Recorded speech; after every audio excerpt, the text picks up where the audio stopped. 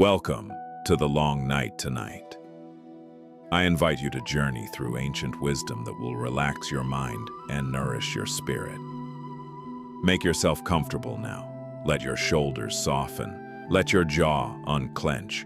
Let the muscles around your eyes loosen as if you're setting down something you've been carrying all day.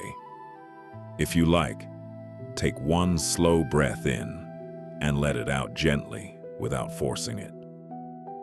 Notice that your body already knows how to breathe. You don't have to manage it. You can simply allow it. Feel the weight of your body meeting the bed. Feel how the bed holds you without asking anything in return. As you settle in, I'll share timeless Zen stories that reveal the hidden purpose behind the connections in our lives, why certain people arrive when they do, why others leave when they must, and how every encounter can shape us in ways we don't immediately understand. People often think life is made of separate events, random meetings, accidental friendships, chance conversations. But the Buddha taught something far more subtle, that everything arises from causes and conditions, like waves rising from the ocean. Each wave, formed by currents we may never see. Buddha once said, "Everything that has a beginning has an ending. Make your peace with that and all will be well." As you hear these words, you don't need to agree with them right away.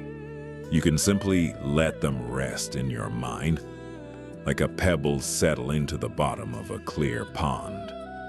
Even if your thoughts are still moving, even if your day is still echoing inside you, the water can become still in time.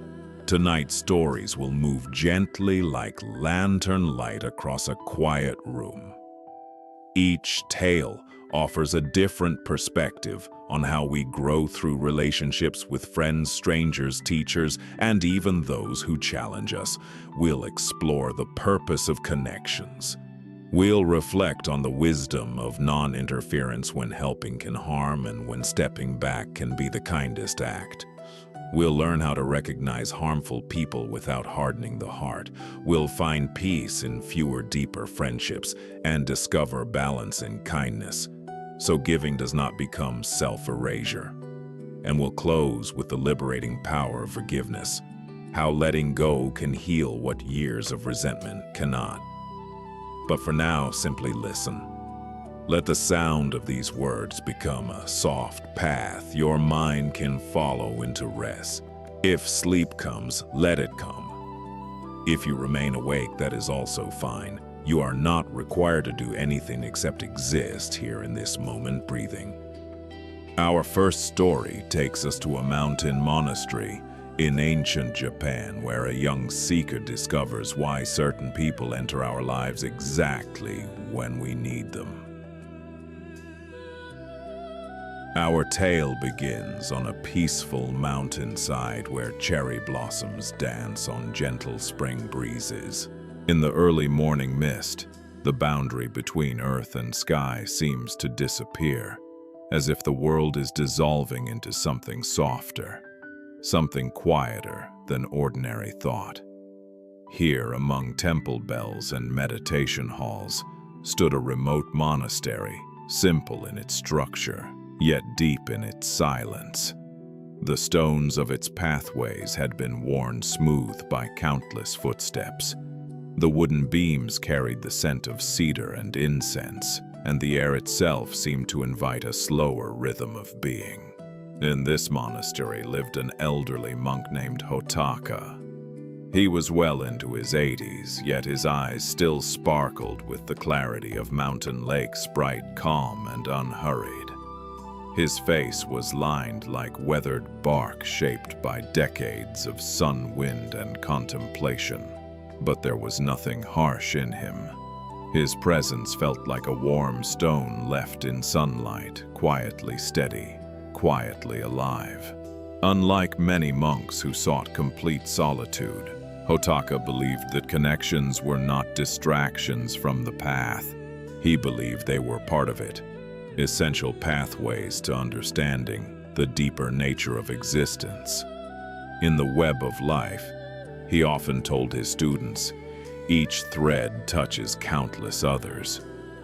There are no isolated strands. One particularly beautiful spring morning as pink blossoms swirled around his meditation spot beneath an ancient cherry tree, Hotaka noticed a young man approaching the monastery gates.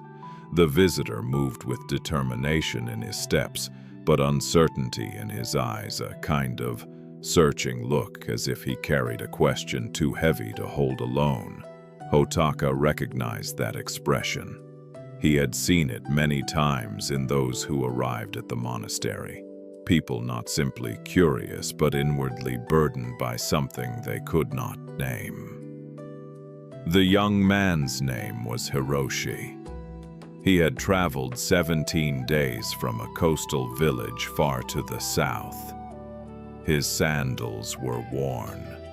Dust clung to the hem of his robe. Yet he stood upright as if his question had kept him moving when his legs wanted to stop. Though he had never met Hotaka before, something had drawn him to this particular monastery, to this particular teacher.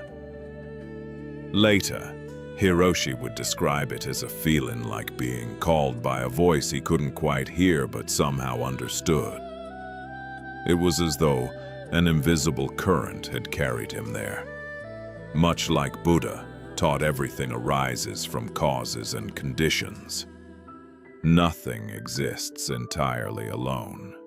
The monks welcomed Hiroshi and offered tea, simple, warm, and lightly bitter, the taste of wakefulness itself. He drank slowly, letting the heat spread through his chest, letting his breath settle after the long climb. Only after he had rested did Hiroshi gather the courage to speak. He bowed respectfully, his forehead lowering toward the wooden floor.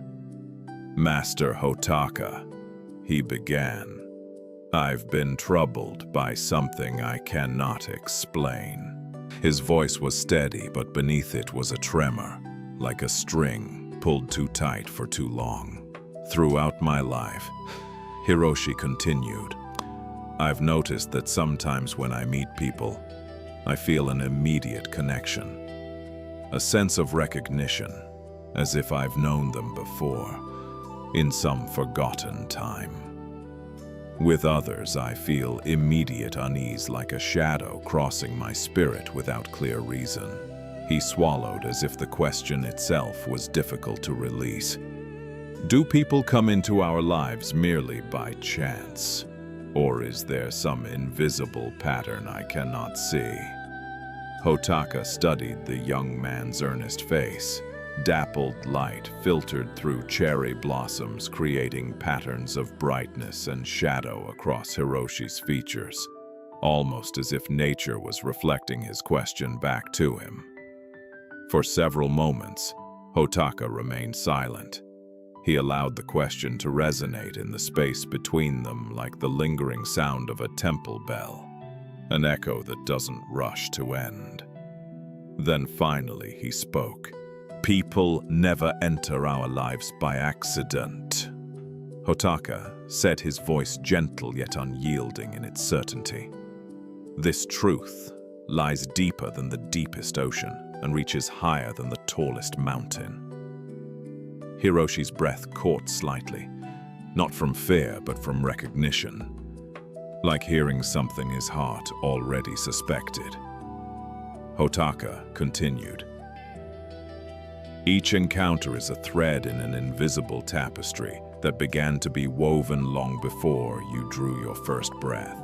The old monk shifted slowly, his joints remembering the passage of 84 winters. He gestured toward the open sky above the monastery garden. "Observe the birds, young Hiroshi. They appear to fly freely, charting their own course through the endless blue.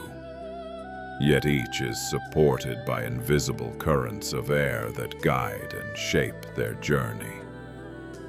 Hiroshi followed the gesture. Above the cherry tree, Birds glided with effortless ease, their wings barely moving as if the air itself was carrying them. We too, Hotaka said, are carried by currents, invisible to the eye. The flowing rivers of karma, intention, and connection that began long before this life and continue beyond it. He paused, letting the idea settle. Nothing in this world happens without cause, he said. No encounter is without purpose. Hiroshi listened, feeling something inside him loosen like a knot beginning to untie. Not all at once, but enough to allow breath through. But Master Hiroshi asked quietly, if nothing is by chance, then why do some people bring such difficulty into our lives? Why do some connections feel like blessings while others feel like burdens? Hotaka's eyes softened. His gaze held deep compassion, the kind born not from theory but from a lifetime of meeting suffering and learning not to turn away. He motioned for Hiroshi to follow him into the monastery garden. The garden was a carefully tended masterpiece of simplicity. Stones were arranged with purpose. Plants were placed with intention. Nothing felt random, and yet nothing felt forced. Each element seemed to belong exactly where it was, in harmonious relationship with all others. Morning dew still clung to leaf and petal, turning ordinary green into jeweled light. As Hiroshi walked beside Hotaka, he noticed how even the silence felt alive, filled with birdsong, the distant drip of water, the soft whisper of wind moving through branches. Imagine your life as a garden, Hotaka said, gesturing to the space around them. Every person who crosses your path is like a seed planted by the hand of destiny. He pointed to a majestic maple tree whose trunk was thick and steady, its branches spreading wide like a sheltering canopy. It had clearly witnessed the passing of many generations, standing firm through storms and summers alike. Some, Hotaka continued, grow like magnificent trees that provide shade and shelter through many seasons of your life. Hiroshi's mind immediately pictured his own mother, steadfast as a mountain, her presence grounding him after his father's passing. He remembered the calm way she worked the unspoken strength in her hands. Hotaka then gestured toward a patch of wildflowers near the garden wall, bright, delicate blooms trembling slightly in the breeze. Others bloom brilliantly, but briefly, he said, present for just a season before they return to the earth. Hiroshi thought of a traveling musician who once stayed in his village for 3 days. The man's songs had awakened something in him, an unnamed longing for a wider life, for something beyond the boundaries of the fishing boats and familiar streets. The musician left, but the longing remained like a bell still ringing after it is struck. Yet their beauty changes you, Hotaka said softly, and the garden remembers their presence in the soil itself. They walked in silence along a winding stone path. It led toward a small stream that ran through the garden, clear and cold, whispering over smooth stones. Hiroshi knelt beside the water and watched his reflection ripple and distort with the current. The face that looked back at him seemed different somehow, less certain, yet more awake. But what about those who harm us? Hiroshi asked quietly, thinking of painful encounters, broken trust words that had cut deep. What purpose do they serve in this garden?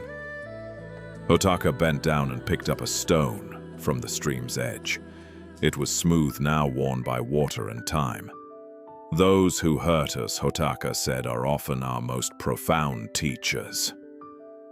He held the stone in his palm, as if it were a lesson made solid. They are like the sharp stones that line a path beneath our feet. When you first step on a sharp stone, you feel only pain. But over time, the passing of countless feet smooths its edges. He turned the stone slowly, letting sunlight catch its surface. The stone remains a stone, he said, but its relationship with those who walk the path transforms. Hiroshi felt a tightening in his chest, resistance, perhaps. It is not easy to call pain a teacher. It is not easy to see betrayal as instruction. Yet, he also remembered how certain humiliations had pushed him toward courage, how certain losses had turned him inward, forcing him to find a strength he didn't know he had. The old monk's voice remained gentle, but it carried something firm beneath it. Buddha, taught Hotaka, said, "No one saves us but ourselves. No one can and no one may. We ourselves must walk the path." Hotaka's eyes lifted toward the path ahead, then returned to Hiroshi, the difficult people in our lives. He continued, the fisherman who ridiculed your dreams, the friend who betrayed your confidence, the stranger whose words cut like a knife. Each serves to shape your spirit in ways that gentle encounters cannot. Hiroshi's throat tightened. He hadn't told Hotaka about the fisherman who laughed at him as a boy, mocking him for staring too long at the horizon, dreaming of roads beyond the sea. Yet the old monk spoke as if he had read it from Hiroshi's heart. They teach you where your path is not. Hotaka said, helping you discover where it truly lies. A breeze lifted scattering cherry petals across the path. They fell around them like soft snow, beautiful, weightless, and fleeting.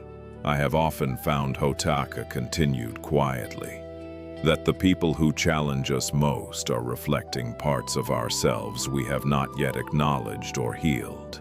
Hiroshi looked down, letting the words land. What unhealed parts lived in him? Pride, fear, the longing to be admired, the need to prove he was worthy. Hotaka spoke again, and the teaching felt like it went straight through the mind into the body. The Buddha taught that you will not be punished for your anger, he said. You will be punished by your anger. They reached a small wooden bench beneath a flowering plum tree. The air carried a sweet scent, subtle but present. Hotaka sat, and Hiroshi sat beside him. For a moment, they simply watched light and shadow move across the garden as clouds passed overhead. Then Hotaka said, "There are fundamentally 3 types of people who enter the garden of your life. Understanding their nature may help you welcome each with appropriate gratitude." Hotaka rose and led Hiroshi a short distance down the path. They stopped beside a stone lantern, its carved shape subtle and patient, as if it had been waiting for centuries to be noticed. In the morning light, its glow was faint, but it still marked the way. First, Hotaka said, are those who support the structure of your journey, those who provide foundation, boundaries, and stability. He gestured toward the stream again, where water flowed between firm banks. Like the banks of a river, he explained, they may constrain you, but in doing so, they give direction to your flow. Hiroshi pictured his village elder, the one who guided him after his father died, steady, practical, sometimes strict. As a boy, Hiroshi had resented the boundaries. As a man, he saw how those boundaries had prevented him from drifting into chaos. Second, Hotaka continued, are those who bring renewal, those who challenge your perceptions, introduce new ideas, or awaken dormant aspects of your spirit. He pointed toward a section of the garden where rainwater collected and fed a cluster of young plants, bright with fresh growth. Like spring rain on parched earth, He said they may disrupt your comfortable patterns, but they awaken new life. Hiroshi thought again of the traveling musician. He thought of a wandering scholar who once taught him to read, opening worlds beyond the ocean line. These people hadn't stayed, but they had changed him permanently. And finally, Hotaka. Hotaka said there are the momentary guides. He touched the stone lantern, lightly, almost affectionately. Those who appear briefly at crucial junctures to illuminate a single step in your journey. Like this lantern, they need not remain forever to fulfill their purpose. Hiroshi remembered an old woman at a crossroads, how she had given him directions to this monastery with such conviction that he had not doubted his path, even when the road grew steep and lonely. He had thought of her as a coincidence. Now she felt like a lantern. "I begin to understand," Hiroshi said slowly. "But Master, how can I know which connections to nurture and which to release? How do I discern the purpose of each person who enters my life?" Hotaka's face remained calm, but his eyes sharpened with kindness, as if the question itself was sacred. He answered carefully, like someone choosing stones to build a bridge. The Buddha offered guidance when he said, "Hotaka began in the end. Only three things matter: how much you loved, how gently you lived, and how gracefully you let go of things not meant for you." He let those words hang in the air as if they were incense smoke, slowly curling upward. Notice how each connection affects the garden of your spirit. Hotaka continued, "Does this person's presence help beneficial qualities take root and grow? Or do they trample what is tender and beautiful within you?" Hiroshi's chest rose with a deeper breath. He realized he often ignored his inner signals, overriding them with obligation, politeness, habit. He had tried to keep everyone, even those who repeatedly harmed him. He had clung to some relationships out of fear of emptiness and pushed away others out of fear of vulnerability. "Your own inner wisdom will speak," Hotaka said, "if you learn to listen." They sat together in silence. The garden seemed to breathe around them. Hiroshi felt something shifting like mist, clearing from a valley to reveal the landscape below. "There is one more thing," Hotaka said, finally, his voice low and gentle. "Just as others enter your garden with purpose, so too do you enter theirs." Hiroshi looked up. "In some lives," Hotaka continued, "you are the sturdy tree providing shelter. In others, you are the brief but brilliant bloom that awakens beauty. And still, you may be the challenging stone that eventually smooths to become a step on someone else's path." Hiroshi felt a quiet humility rise in him. He had thought mostly about what others did to him. He had not considered what he might be doing to others consciously or unconsciously. The Buddha taught Hotaka, said softly, "Thousands of candles can be lit from a single candle, and the life of the candle will not be shortened." He turned his palm upward as if offering an invisible flame. Your presence in the lives of others can illuminate without diminishing your own light. Remember this, and move mindfully through the gardens you enter. As the day progressed, Hotaka shared more wisdom. How attachment becomes suffering when we cling to relationships that have served their purpose, and how love can liberate while desire can bind. When evening approached, casting long shadows across the monastery grounds, Hiroshi prepared to leave, though he had intended to stay only long enough to ask his question. He now felt reluctant, as if he were stepping away from something that had become unexpectedly dear.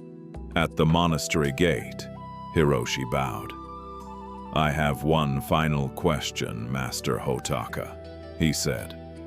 "How can I remember these teachings when I return to the busy world below, where it's so easy to believe encounters are random and relationships are simply what we make of them?" Hotaka smiled and reached into his robe. "I have one final question," Master Hotaka Hiroshi said as they stood at the monastery gate. "How can I remember these teachings when I return to the busy world below, where it's so easy to believe that encounters are merely random and relationships are simply what we make of them?" For a moment, the world seemed to hold its breath.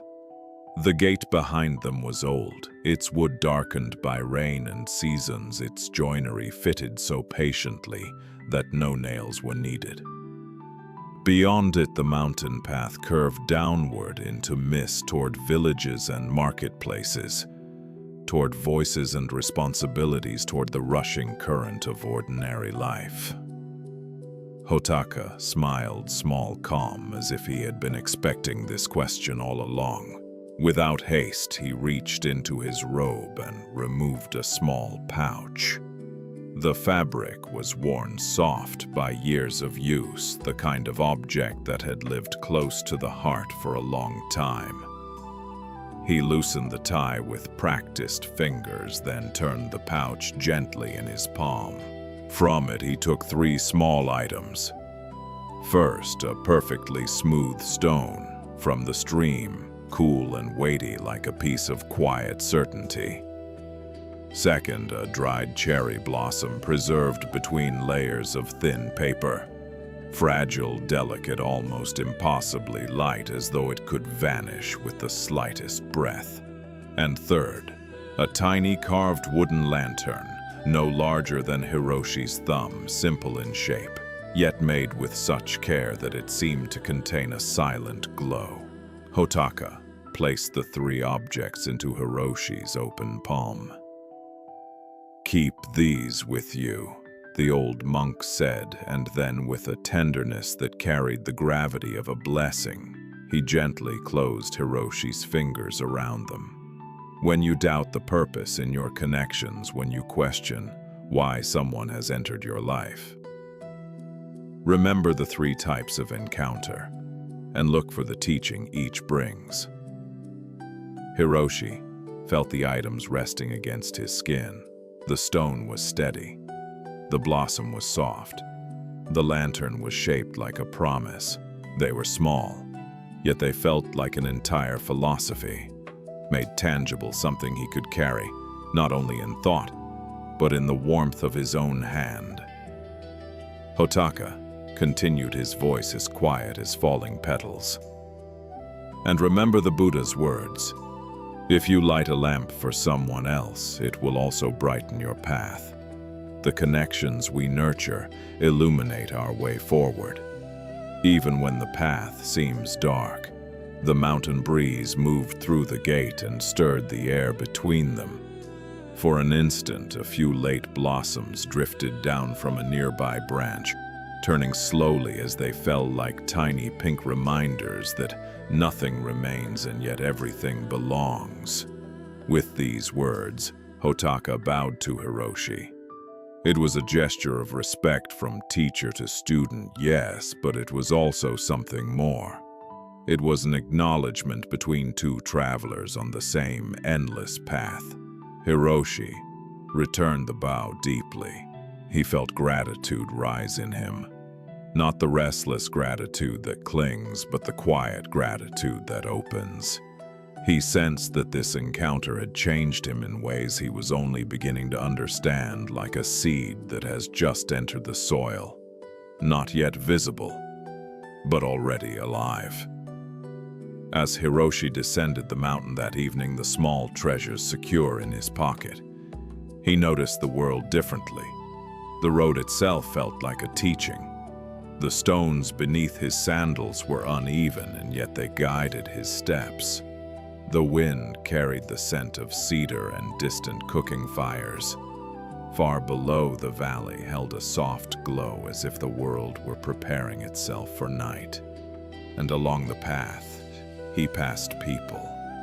A merchant with a cart of wares creaking gently with each turn of the wheels.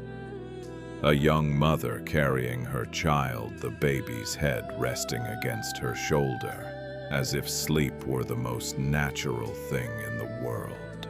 An old farmer returning from his fields, his hands rough, his back bent, and yet his pace steady, one step then another. Each no longer seemed like random figures populating his journey. They felt like meaningful threads in a vast tapestry of existence, appearing at the exact moment their presence could be noticed, and then fading back into the flow of life. In the years that followed, Hiroshi would often return to the monastery to visit Hotaka and deepen his understanding of the Buddha's teachings. Sometimes he came with questions, sometimes he came with silence, sometimes he came simply to sit beneath the cherry tree where it had all begun and remember the strange miracle of clarity, that moment when a single sentence can rearrange the inner world.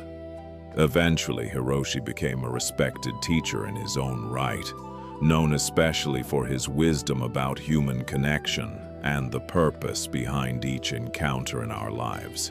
When asked by his own students about the most important teaching he had received, Hiroshi would smile and say, "People do not come into our lives by chance. Each encounter is a seed planted in the garden of your spirit. Some grow into mighty trees, others into beautiful flowers, and still others become the stones that form your path. But none are without purpose, and all contain the potential for awakening." And on his meditation cushion, Hiroshi would still hold the 3 small gifts from Hotaka, now worn smooth with decades of contemplation. And remember the day his own journey of understanding truly began with a question carried up a mountainside to a monk beneath a cherry tree. As we end this story, I invite you to reflect gently on the connections in your own life. Who have been the sturdy trees providing shelter through your storms? Who have been the brilliant but brief blossoms that transformed your perception? And who have been the challenging stones that ultimately guided your steps toward growth? The Buddha taught that every human being is the author of his own health or disease. And similarly, we co-create the meaning in our relationships, finding the lessons each connection offers us if we are willing to look with honest eyes and a softened heart. As you drift toward sleep, consider this: every person in your life, past, present, and yet to come, arrives with perfect timing, carrying lessons your spirit is ready to receive. May you rest peacefully tonight, held in the web of connection that supports us all, even in our dreams. Music. Now we move gently into the next teaching, one that can feel surprising at first. Sometimes our well-intentioned efforts to help can actually cause harm. As the soft light of morning filters through ancient cedar branches, we find ourselves approaching a serene valley monastery, known for its teachings on mindful action. Take a slow, deep breath as we transition to this new setting. Let your shoulders melt downward. Let your hands become heavy. Feel your body settling more deeply into relaxation. The Valley Monastery was different from the mountain temple Hiroshi had visited, where the mountain air felt sharp and bright. This place felt soft, wrapped in layers of green. Mist often lingered low over the fields at dawn, drifting between bamboo groves and river stones like a slow-moving dream. The monastery itself sat near the water, modest and unadorned, as if it had chosen humility as its architecture. A narrow footbridge crossed the stream, and beyond it a simple gate opened into a courtyard where monks swept fallen leaves with long straw brooms. Their movements were quiet, steady, almost musical, like a practice of devotion expressed through ordinary tasks. In this monastery lived a monk named Noro. Noro was not old like Hotaka. He was perhaps in his late 40s, his hair already showing hints of silver, his face calm in a way that did not come from easy living, but from deep understanding. He was known for a particular teaching, one that many visitors found confusing, at first even frustrating. He taught the wisdom of non-interference. People came to him seeking advice, seeking solutions, seeking ways to fix what felt broken, and often Noro would simply listen, nod, and say something that sounded almost too simple. Do less, or sometimes let it be. Not out of coldness, not out of indifference, but from a very clear seeing that the world is not always healed through intervention. Some things ripen only in their own time. Some lessons cannot be learned by having them removed. One autumn afternoon, a young man named Takashi arrived at the monastery. He came with the hurried energy of someone who had spent a long time trying to hold everything together. His robe was neatly tied, his posture respectful, but his eyes were restless. There was a tension in him like a bow, drawn tight and never released. Takashi bowed to Noro in the courtyard. "Master Noro," he said, "I've traveled far to ask for your guidance." Noro was sitting near a small pond where lotus leaves floated like green bowls catching the light. He looked up slowly, as if Takashi's arrival was simply another leaf drifting into view. "Sit," Noro said, gesturing to a flat stone beside him. Takashi sat, but his body remained forward-leaning, eager. Even seated, he looked ready to stand again. "My younger brother is destroying his life." Takashi began, words tumbling quickly. "He refuses to work. He spends his days with reckless friends. He drinks, he gambles. He wastes what little money he has. My family is ashamed, and my mother cries herself to sleep." Takashi's voice tightened on the last words. "I have tried everything," he continued. "I have argued, I have begged, I have offered money if he changes. I have threatened to disown him. I have followed him to keep him away from bad influences. I have tried to control his path, because if I don't, if I do nothing, then he will ruin himself." Noro's expression remained peaceful, but attentive, like a still lake, reflecting whatever stands before it without judgment. Takashi leaned closer, as if urgency could push wisdom into appearing. "Tell me what to do," he pleaded. "How do I save him?" A breeze passed through the courtyard. Bamboo leaves clicked softly together, a gentle sound like quiet applause or quiet warning. The lotus leaves in the pond trembled. Noro didn't answer immediately. He picked up a small pebble and rolled it between his fingers, feeling its shape the way one might feel a question. Then he dropped it into the pond. The pebble disappeared beneath the surface with a small plunk. Ripples spread outward in widening circles, touching each lotus leaf, rocking each one gently. "Watch," Noro said. Takashi frowned slightly, unsure what he was meant to see, but he watched. The ripples moved, then slowly faded, and the pond returned to stillness. "What did you learn?" Noro asked. Takashi hesitated. "That actions have effects." Noro nodded. "And when you drop your fear into your brother's life," he said softly, "what ripples do you create?" Takashi opened his mouth, then closed it. He could feel the answer, but it wasn't comfortable. "I create conflict," he admitted. "More fighting, more resistance." Noro's eyes softened, not with accusation, but with understanding.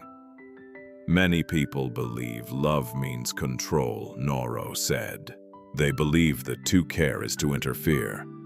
But the Buddha taught that clinging, no matter how noble it appears, still produces suffering. Takashi's brow furrowed. But if I don't interfere, isn't that abandoning him? Noro turned his gaze back to the pond. Let me tell you a story, he said.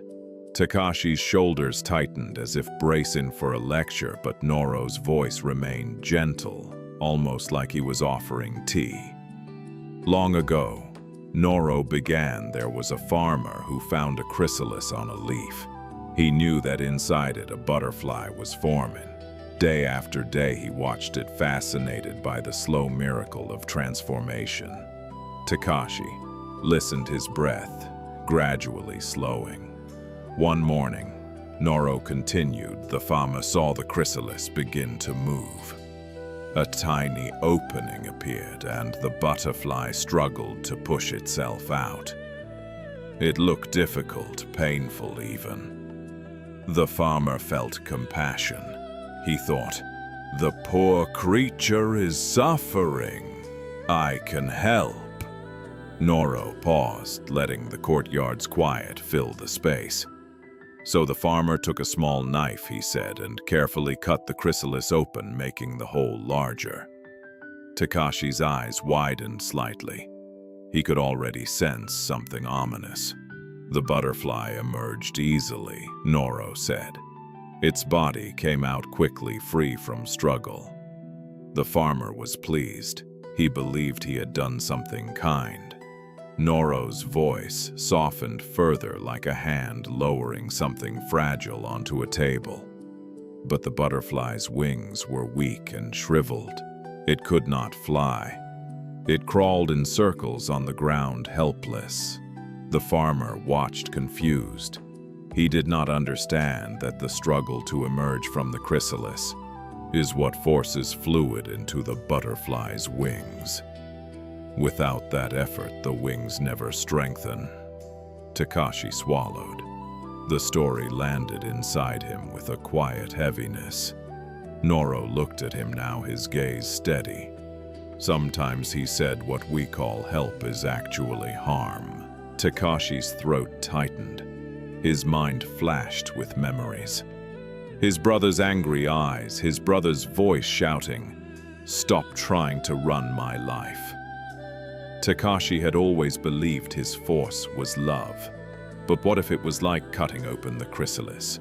But Master Noro, Takashi said, voice lower now, less certain, if I step back, he might fall even deeper. Noro nodded slowly. Yes, he said, he might. The honesty startled Takashi more than comfort would have. Noro continued. Non-interference is not the same as indifference. It is not abandoning someone to darkness.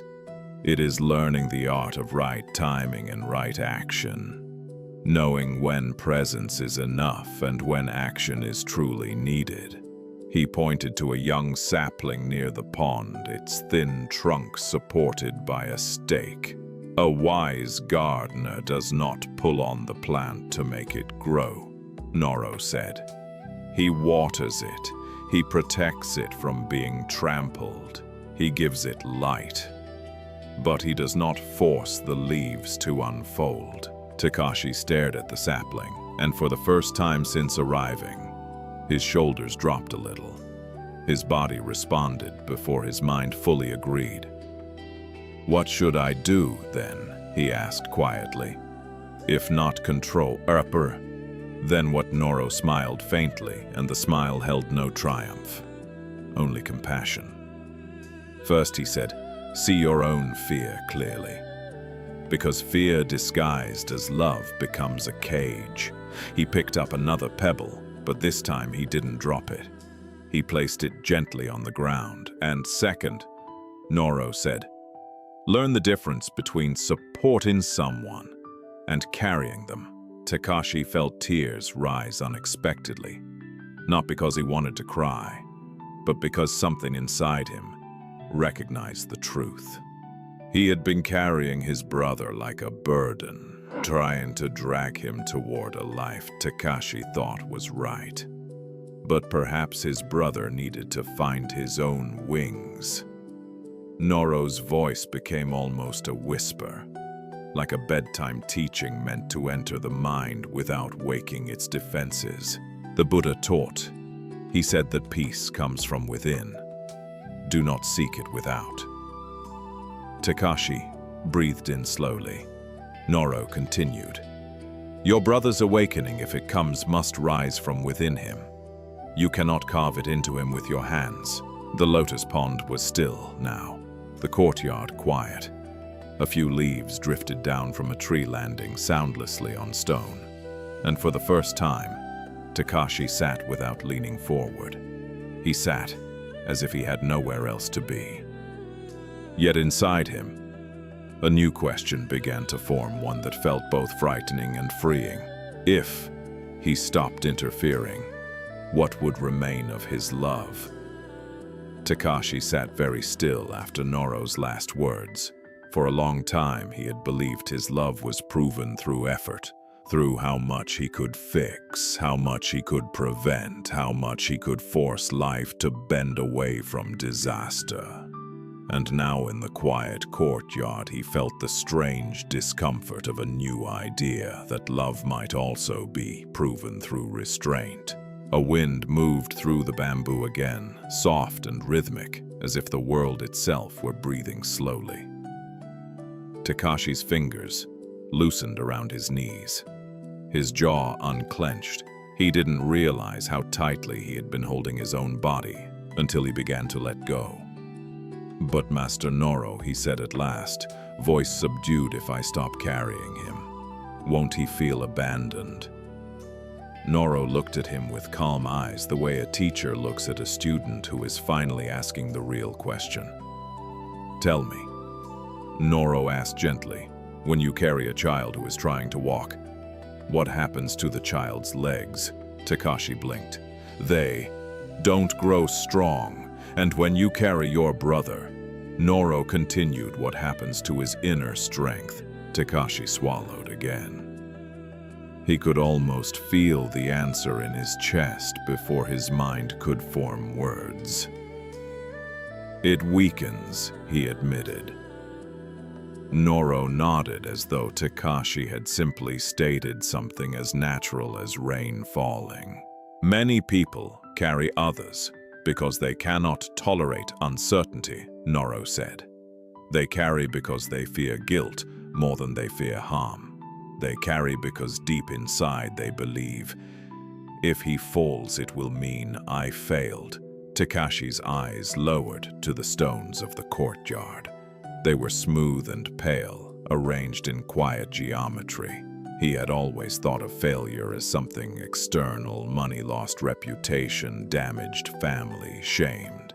He had not realized how much his fear of failure had become a private prison. I don't want my mother to suffer, Takashi whispered. Noro's expression softened. That is a pure wish. Takashi looked up. The monk's voice remained steady but warm. Yet a pure wish can still create suffering. Noro continued, when it becomes attachment to an outcome. Noro reached beside him and lifted a small wooden bowl filled with water, perhaps used earlier for tending plants. He held it out. Take this, he said. Takashi accepted it carefully.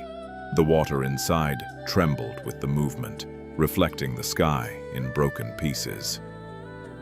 Hold it with both hands, Noro instructed. Takashi obeyed. Now Noro said, walk slowly to that stone over there.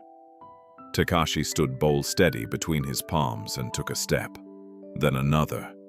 The surface of the water quivered. With each movement, ripples formed, threatening to slosh over the rim. Do you feel how tense you become when you fear spilling it? Noro asked.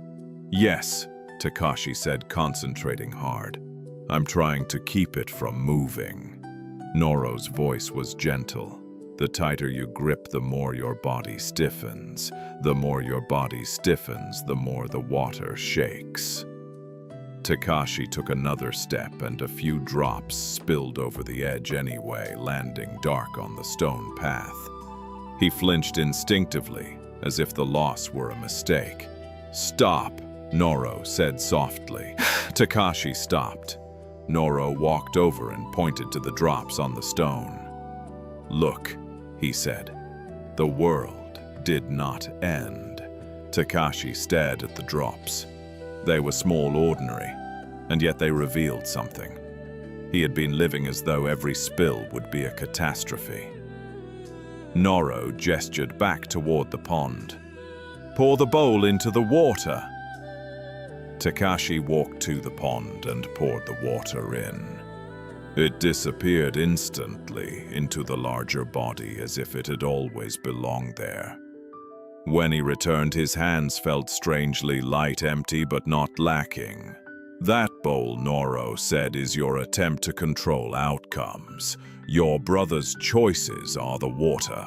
Life is the pond." Takashi's throat tightened again, but this time it was not from fear. It was from the exhaustion of realizing how hard he had been trying to hold what could not be held. "So what do I do?" he asked. Noro sat back down near the lotus pond and patted the stone beside him. Takashi sat too. First, Noro said, "Do not confuse boundaries with abandonment." Takashi listened carefully now. His mind was no longer sprinting ahead. It was beginning to follow. "Supporting someone," Noro continued, "means you remain present and honest without trying to control the shape of their life. Carrying someone means you absorb the consequences of their choices, so they don't have to feel them." Takashi's eyes widened slightly. "I have been absorbing the consequences." Noro nodded. "Tell me what that looks like." Takashi hesitated, then spoke slowly, like someone confessing in a quiet temple. "I pay his debts," he admitted. "When he loses money, I cover it so my mother won't find out. When he angers people, I apologize on his behalf. When he misses work, I lie for him. I tell myself I'm keeping the peace." Noro didn't shame him. He simply listened. "And when you do these things," Noro asked, "what lesson does your brother learn?" Takashi's mouth opened, but no words came. He knew. He finally said, "He learns that someone will save him." Noro's voice was soft, but it carried weight. "And what lesson do you learn?" Takashi felt something painful and honest rise in him. "That my worth depends on fixing him." A silence spread between them. In the distance, a bell rang, once deep and low, then faded. The sound felt like a stone dropping into a vast lake. Noro spoke again. "Many of us," he said, "grow up believing love means being needed. So we create situations where others remain helpless, not because we wish them harm, but because we fear what we will be if we are no longer essential." Takashi stared at the pond. A lotus leaf had a tear along its edge, but it still floated perfectly. Even damaged, it belonged. "I don't want to control him," Takashi whispered. I don't know how to stop." Noro nodded slowly. "Then we begin. Very simply," he said. "You practice non-interference, one breath at a time." He pointed to a row of stones along the garden path. "Do you see those stones? They form the edge of the path. They do not chase anyone. They do not argue with the feet that pass. They simply remain where they are, clear, steady, so the path is known." Takashi understood a little. Not with his mind, but with something deeper. "Your boundaries are like those stones," Noro said. "They tell the truth about where you stand." Takashi's eyes filled again, but he didn't wipe them away. "What boundaries?" he asked. Noro answered plainly. You can tell your brother I love you. I will not fund your gambling. I will not lie for you. I will not clean up what you choose to destroy. But I will sit with you when you are ready to speak honestly. Takashi's chest tightened with fear. He will hate me, he said. Noro's gaze didn't move. Hime, Noro said. For a time, Takashi looked away. The idea felt unbearable, being hated for doing what is right. Noro added. But hatred is often the sound of addiction, losing its shelter. Those words landed like a quiet thunderclap. Takashi swallowed hard. And if he falls, Noro's voice softened. Then he falls, he said. And you remain human, you remain loving, you remain present, but you do not jump underneath him to break the ground. Takashi's breath shook. He wanted to argue. He wanted to say that family must rescue family, that duty must override wisdom. But his body knew the truth. The rescue had not been working. His brother had not been waking up, and Takashi himself was becoming bitter tired, resentful like a man drowning while trying to keep someone else from learning to swim. Noro leaned slightly forward. Takashi, he said, using the young man's name like a bell that calls you back from dreaming. You cannot live your brother's life for him. Takashi stared at the stones, the pond, the leaves. His mind replayed years of effort, years of pleading, years of pressure, years of fear. He felt something loosening, something that had been clenched for so long. It had started to feel like identity. Noro continued very gently. The Buddha taught that all conditioned things are impermanent. This includes the roles we play: savior, fixer, protector. When those roles no longer serve wisdom, we must let them dissolve. Takashi breathed in, and for the first time, he let the exhale be long. He didn't feel solved, but he felt clearer, like someone who has been fighting the current and finally stops just long enough to notice that the river has always been moving toward the sea. That evening, the monastery grew quieter. The monks finished their sweeping. The courtyard stones cooled as the sun lowered behind the bamboo hills. Somewhere nearby, water continued to run steady, unconcerned, like time itself. Takashi remained at the monastery for the night. He ate a simple meal of rice and vegetables in the dining hall, sitting among monks who spoke very little, yet seemed full. He noticed how they chewed slowly, how they set their bowls down gently, how even the act of drinking tea looked like a meditation. At first, Takashi's mind kept pulling him back to his brother, imagining what might happen if he stopped interfering, imagining disaster like a storm forming on the horizon. But the monastery's stillness was patient. It didn't argue with his fear.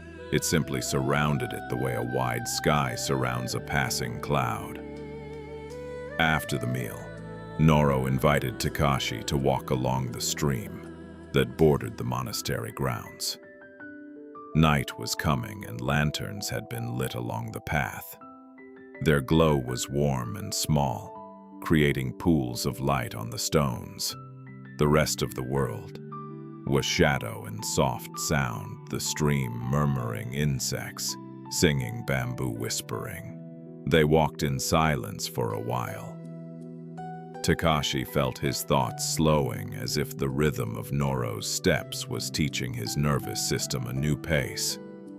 Finally, Takashi spoke. I keep thinking, if I set boundaries, my brother might do something terrible. He might gamble everything away. He might hurt himself. He might shame the family. I fear the consequences. Noro nodded, eyes on the path ahead. Yes, he said. You fear the consequences.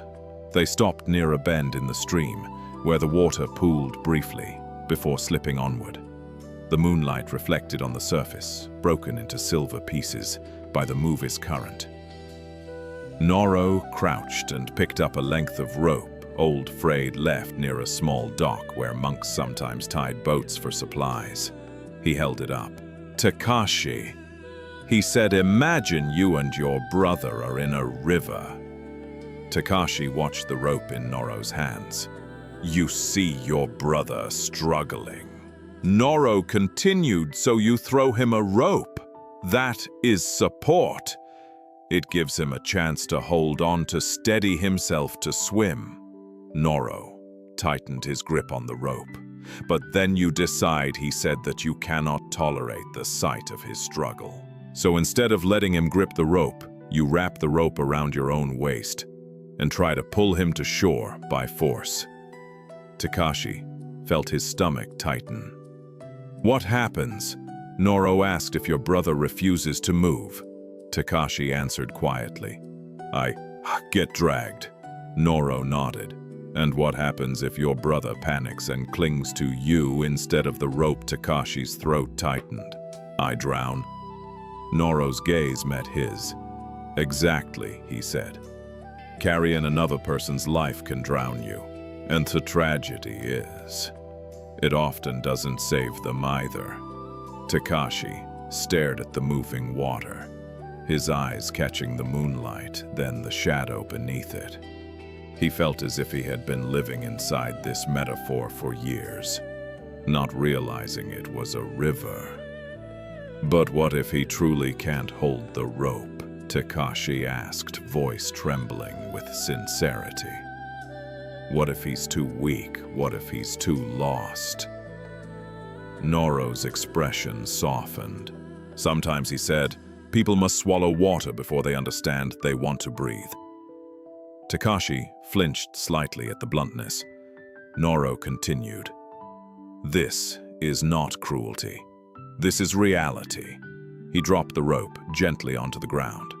"Yet, hear me clearly," Noro said. "Non-interference is not doing nothing. It is doing what is skillful." Takashi listened, feeling his heart beat slower now, like a drum settling into a deeper rhythm. Noro pointed toward the stream. "Do you see how the water moves?" he asked. "It flows," Takashi said. "Yes," Noro replied. "It flows around stones. It does not curse them. It does not pick them up and throw them away. It finds a way." They resumed walking. As they moved, Noro spoke in a voice that blended with the night sounds, like wisdom slipping into the mind without resistance. "Skillful support," he said, "means you offer the rope, but you do not wrap it around yourself." Takashi nodded slowly. "What does that look like?" he asked. Noro answered in simple steps. "You speak truth without anger," he said. "You stop hiding consequences. You stop lying. You stop paying debts that were created by addiction. You remain willing to listen when honesty arrives. You keep your heart open, but you keep your hands off what you cannot control." Takashi's breath shook again. "It sounds cold," he whispered. Noro stopped and turned to him fully. "It sounds cold," Noro said, "because you have been confusing warmth with surrender." Takashi blinked. The words felt sharp, but in a cleansing way. Noro continued, "Warmth is not saying yes to everything. Warmth is the tone of your heart while you say no." A silence settled. Takashi felt something inside him, something rigid soften. He remembered moments when he had helped his brother, not with gentleness but with resentment hidden under politeness. He remembered how his support often came with lectures, guilt pressure. He had tried to save his brother with a clenched fist. Now Noro was showing him another kind of strength, a soft hand with a firm boundary. As they reached the far end of the path, they came to a small clearing. A single lantern hung from a wooden beam. Beneath it sat a simple bench. Noro motioned for Takashi to sit. Takashi sat, and Noro remained standing for a moment, looking out over the stream as if it were a scripture. Then Noro asked Takashi, "Why do you want to save your brother?" Takashi opened his mouth to answer quickly, but then he paused.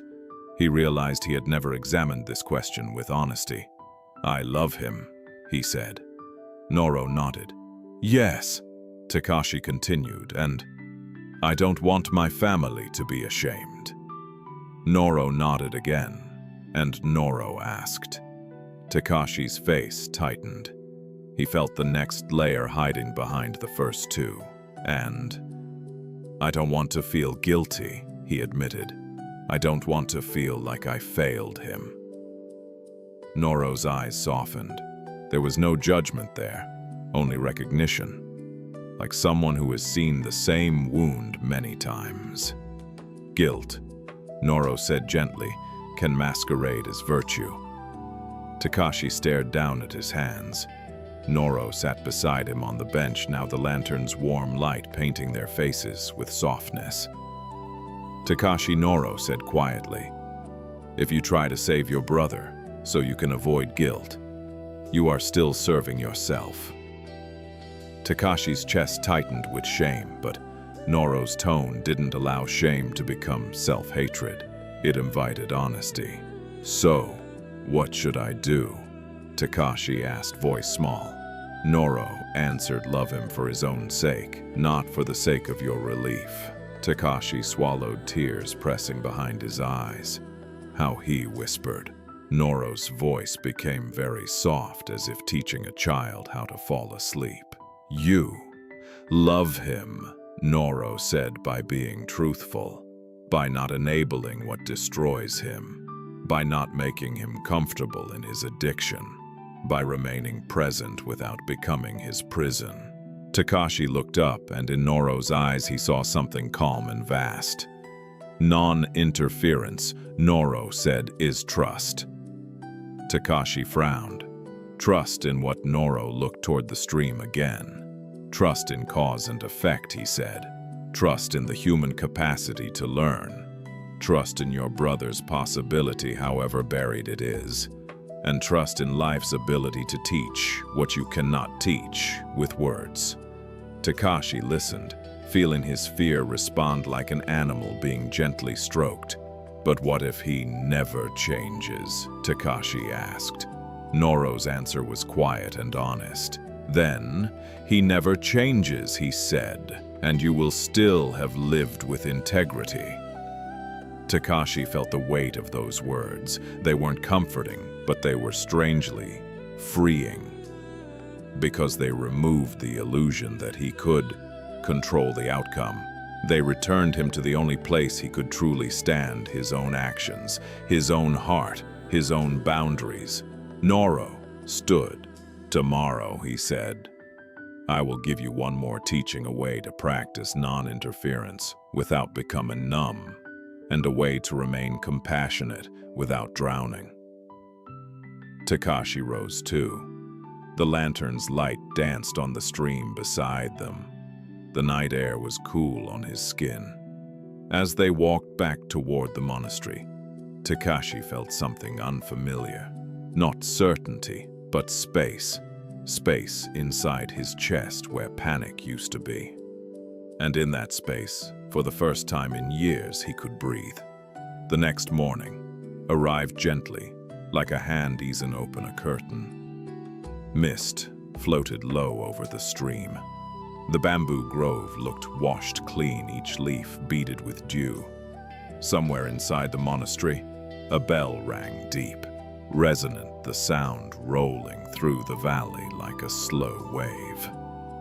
Takashi woke early, his body still heavy from worry, but his mind oddly quieter than it had been in months.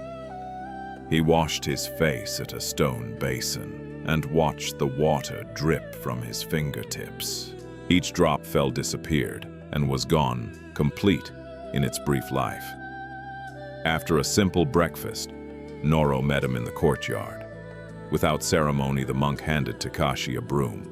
"Today," Noro said, "you will sweep." Takashi blinked. Sweep Noro nodded toward the courtyard stones where leaves had fallen in the night. Sweep. Takashi obeyed. At first, the task felt pointless. His mind kept returning to his brother as if sweeping leaves could never matter compared to saving a life. But as Takashi swept, he noticed how the broom gathered leaves in gentle arcs, how it required attention, not force, how each stroke was small and yet steady. Noro sat nearby watching silently. After several minutes, Takashi realized something. Some leaves kept falling. Even as he cleared one corner, a breeze would drift through and scatter new ones across the stones. If he demanded perfection, if he demanded a courtyard forever free of leaves, he would become furious, exhausted, defeated. But if he simply swept calmly with consistency, the courtyard would remain tended. Not perfect, but cared for. Noro spoke without looking up, as if answering Takashi's thoughts. Takashi, he said, is your brother. A problem to solve, or a life to witness. Takashi's broom paused. A life to witness. The phrase felt strange, almost uncomfortable, because it suggested that love might include allowing someone to experience their own consequences without being rescued from them. Takashi resumed, sweeping slower now. I think I've been treating him as a problem, he admitted. Noro nodded. Most people do. They want their loved ones to behave in a way that makes their own hearts feel safe. Takashi felt heat rise in his cheeks. Noro continued. Your brother's pain triggers your fear. Your fear triggers your control. Your control triggers his resistance, and the cycle continues. Takashi swallowed. It was so simple when spoken out loud, and yet it had consumed years. Noro stood and walked over to a small patch of moss at the edge of the courtyard.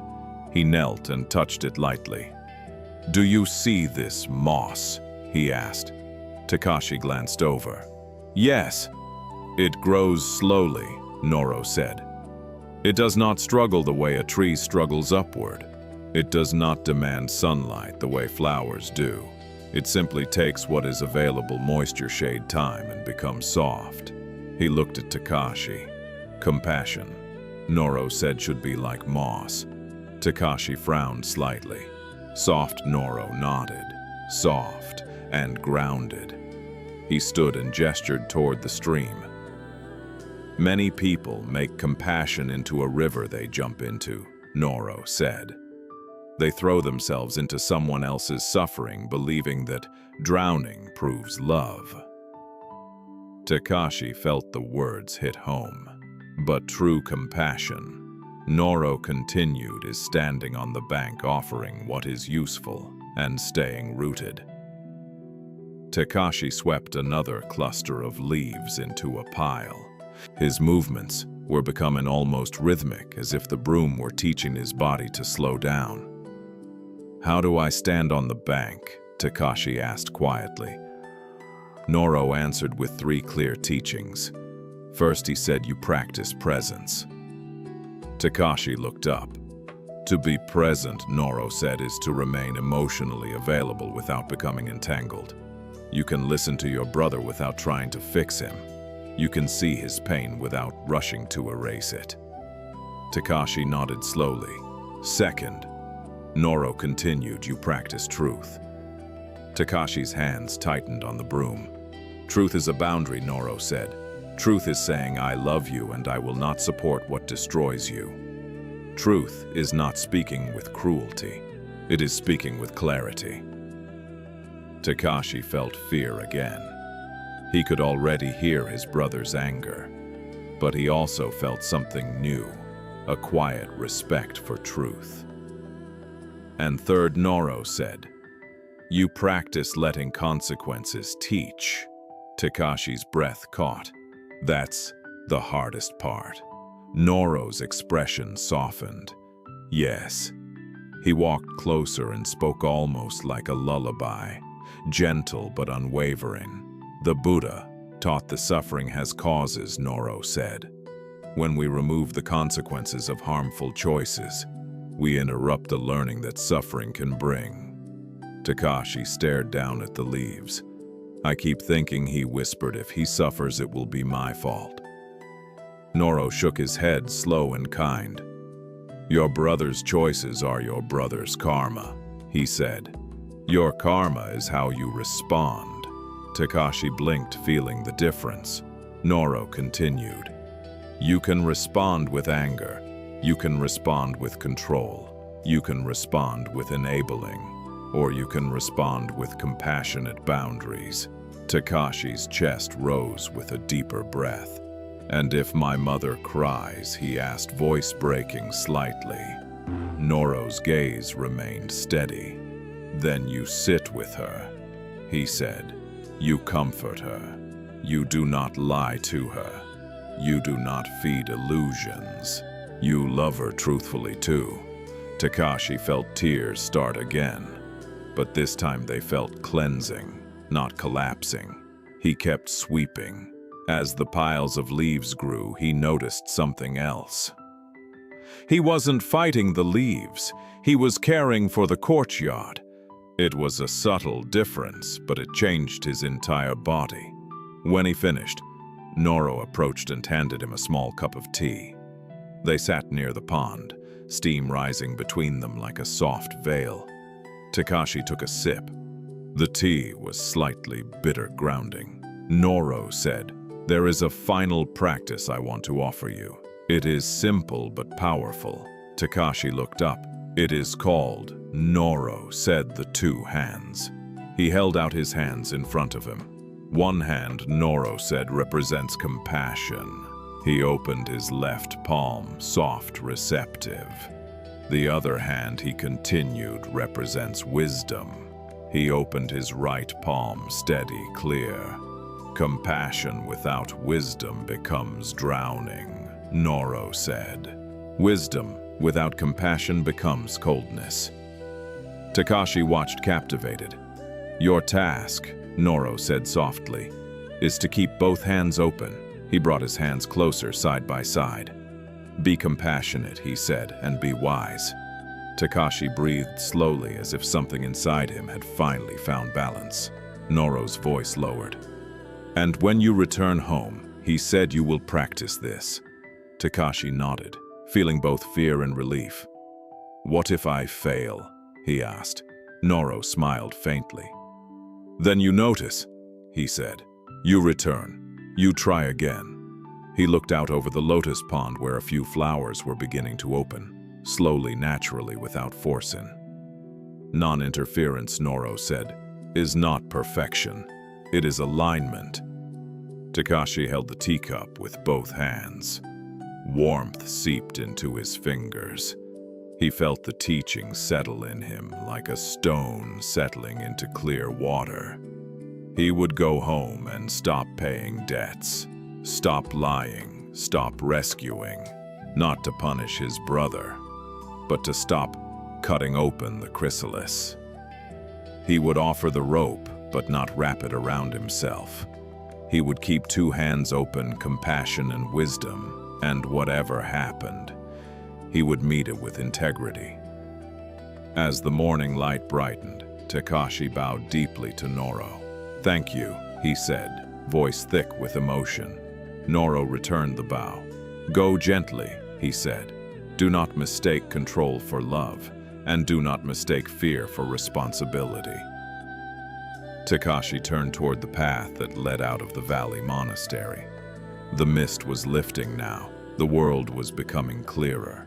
And step by step he walked home, not with certainty, but with a new kind of strength, the strength to let life teach what he could not force. As Takashi disappears down the path, we linger in the quiet understanding. Noro offered this delicate art of helping, without harming, loving, without controlling. And now, as you rest deeper into your own bed, we transition to the next story. Because even when we practice compassion and wisdom, we may still face a difficult question. How do we recognize the people who drain our peace, manipulate our kindness, or quietly harm us without becoming bitter. In the next tale, we meet Hogi and Shara, two travelers who encounter a lesson about discernment boundaries and the courage to step away.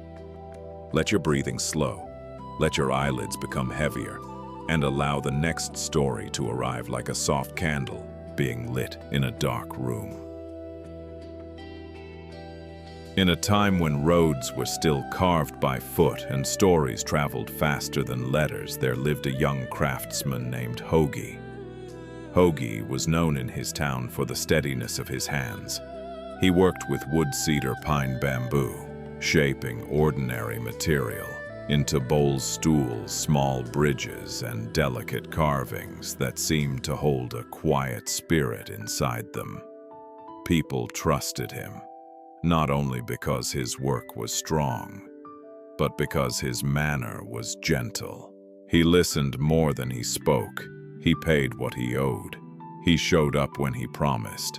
And, perhaps most importantly, Hogi carried a heart that tried almost instinctively to see the good in everyone.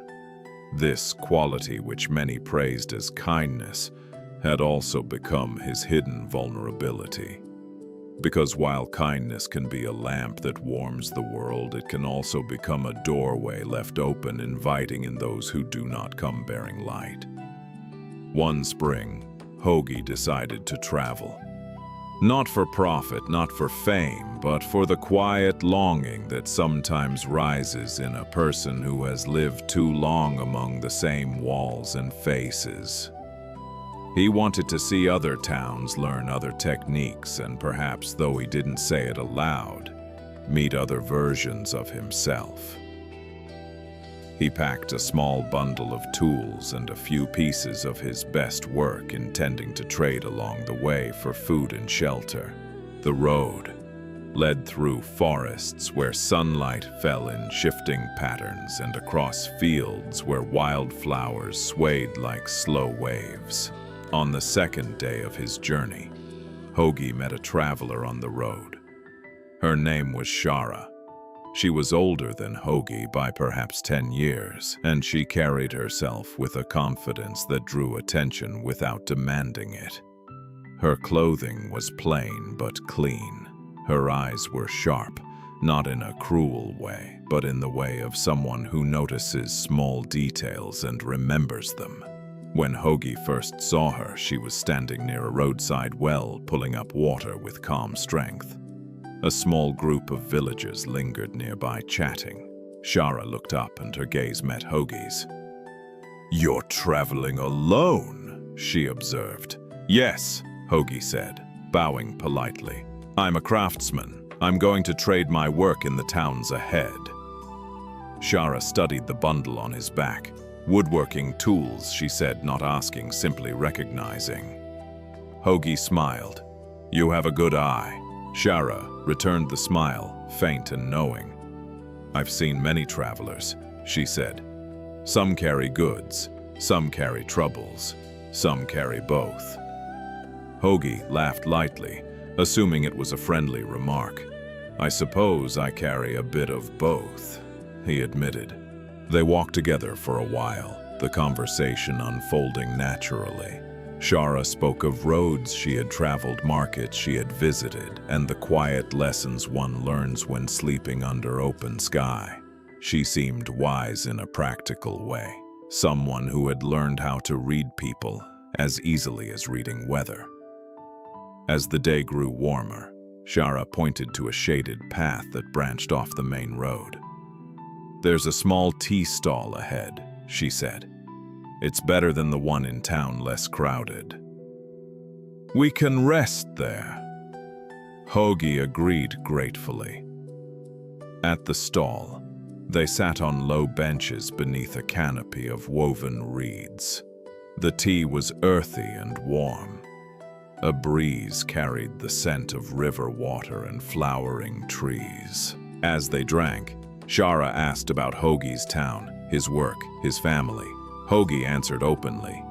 He was the type of person who believed that honesty created safety, But Shara's questions were not idle. They were precise.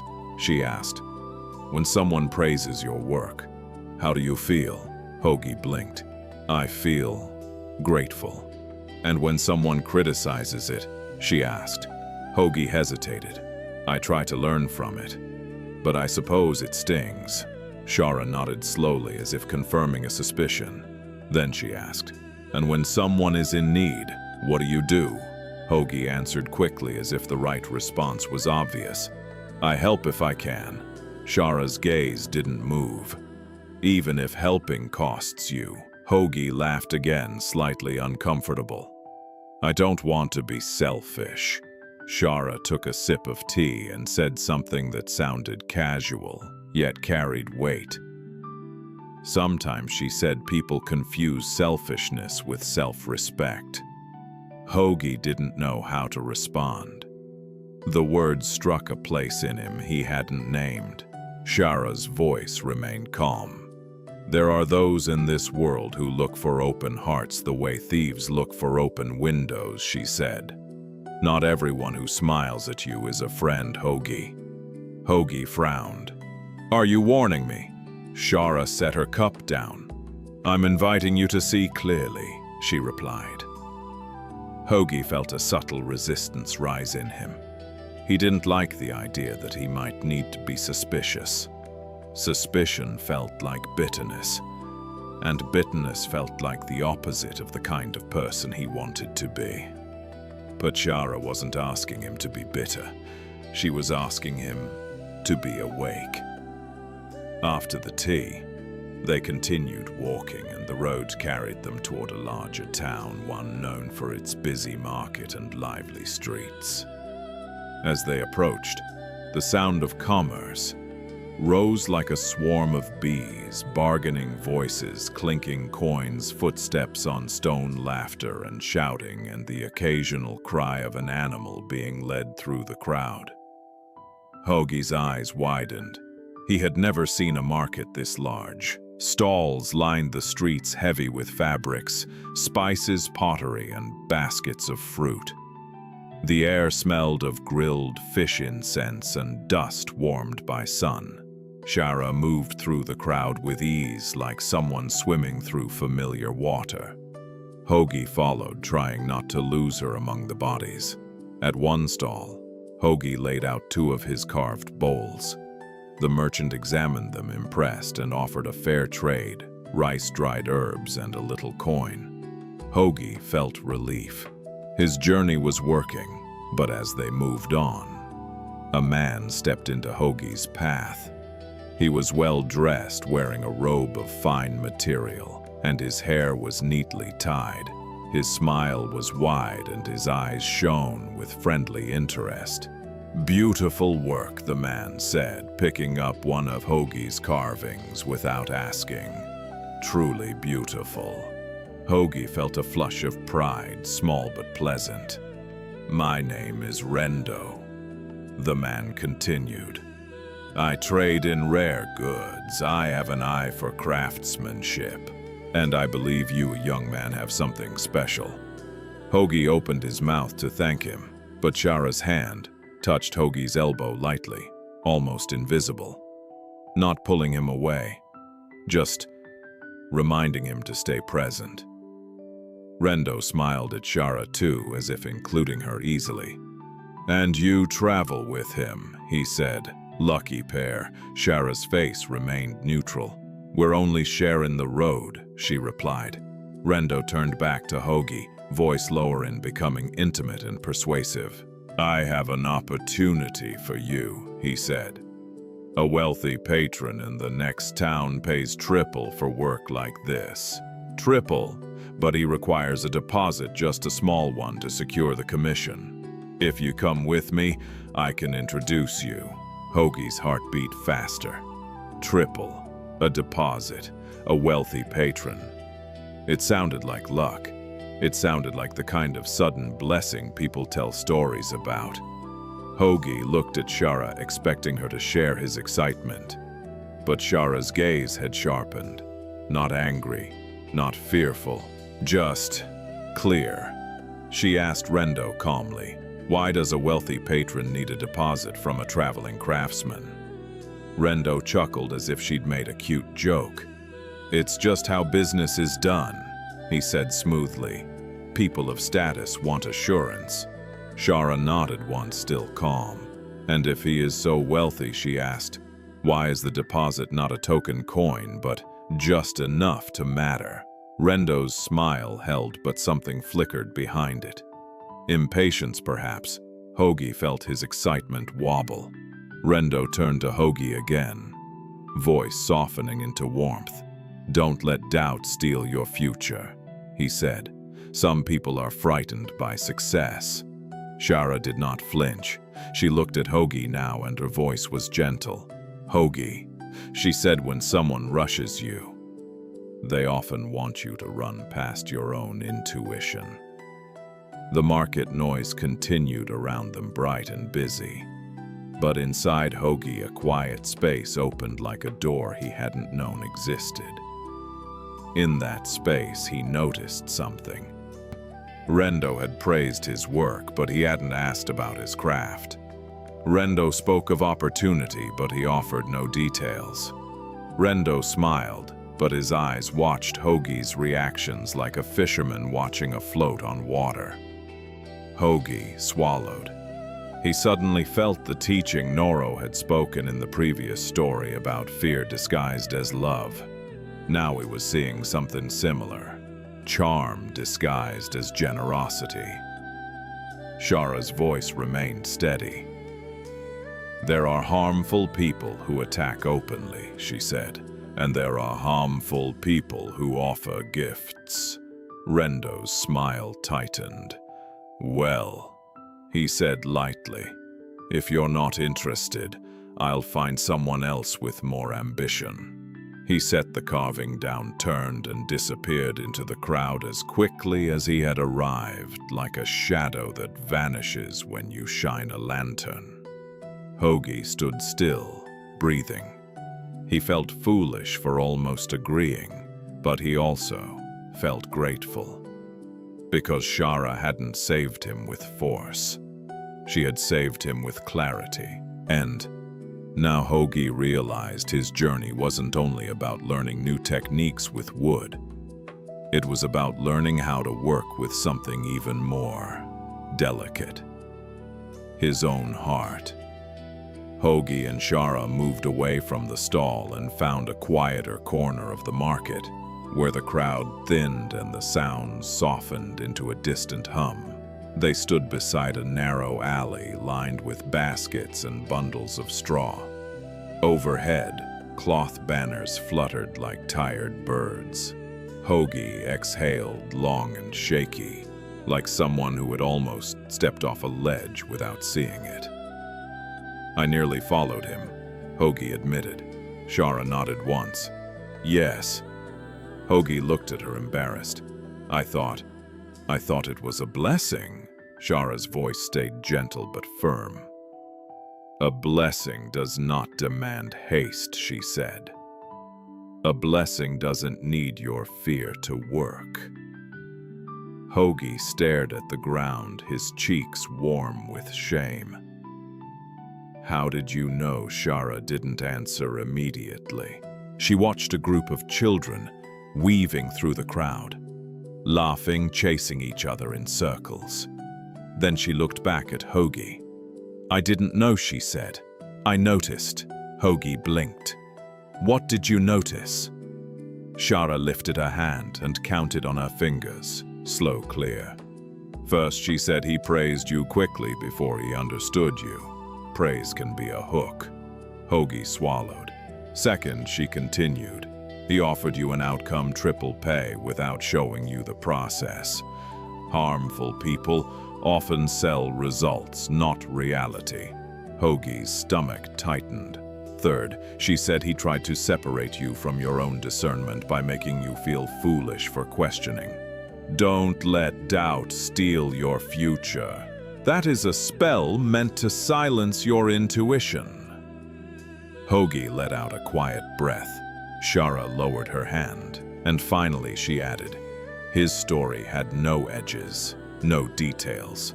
A lie is often smooth, too smooth. Truth has texture. Hoagie looked at her with a new kind of respect. Not admiration that blinds, but gratitude that wakes. I've always believed, Hoagie said, that if I'm kind, people will respond with kindness. Shara's gaze softened.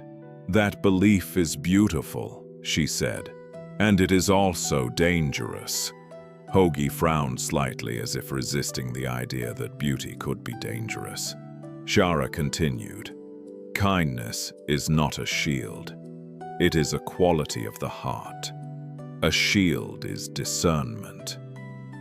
They left the market and walked toward the edge of town where a small inn stood beside the river. The building was simple but clean.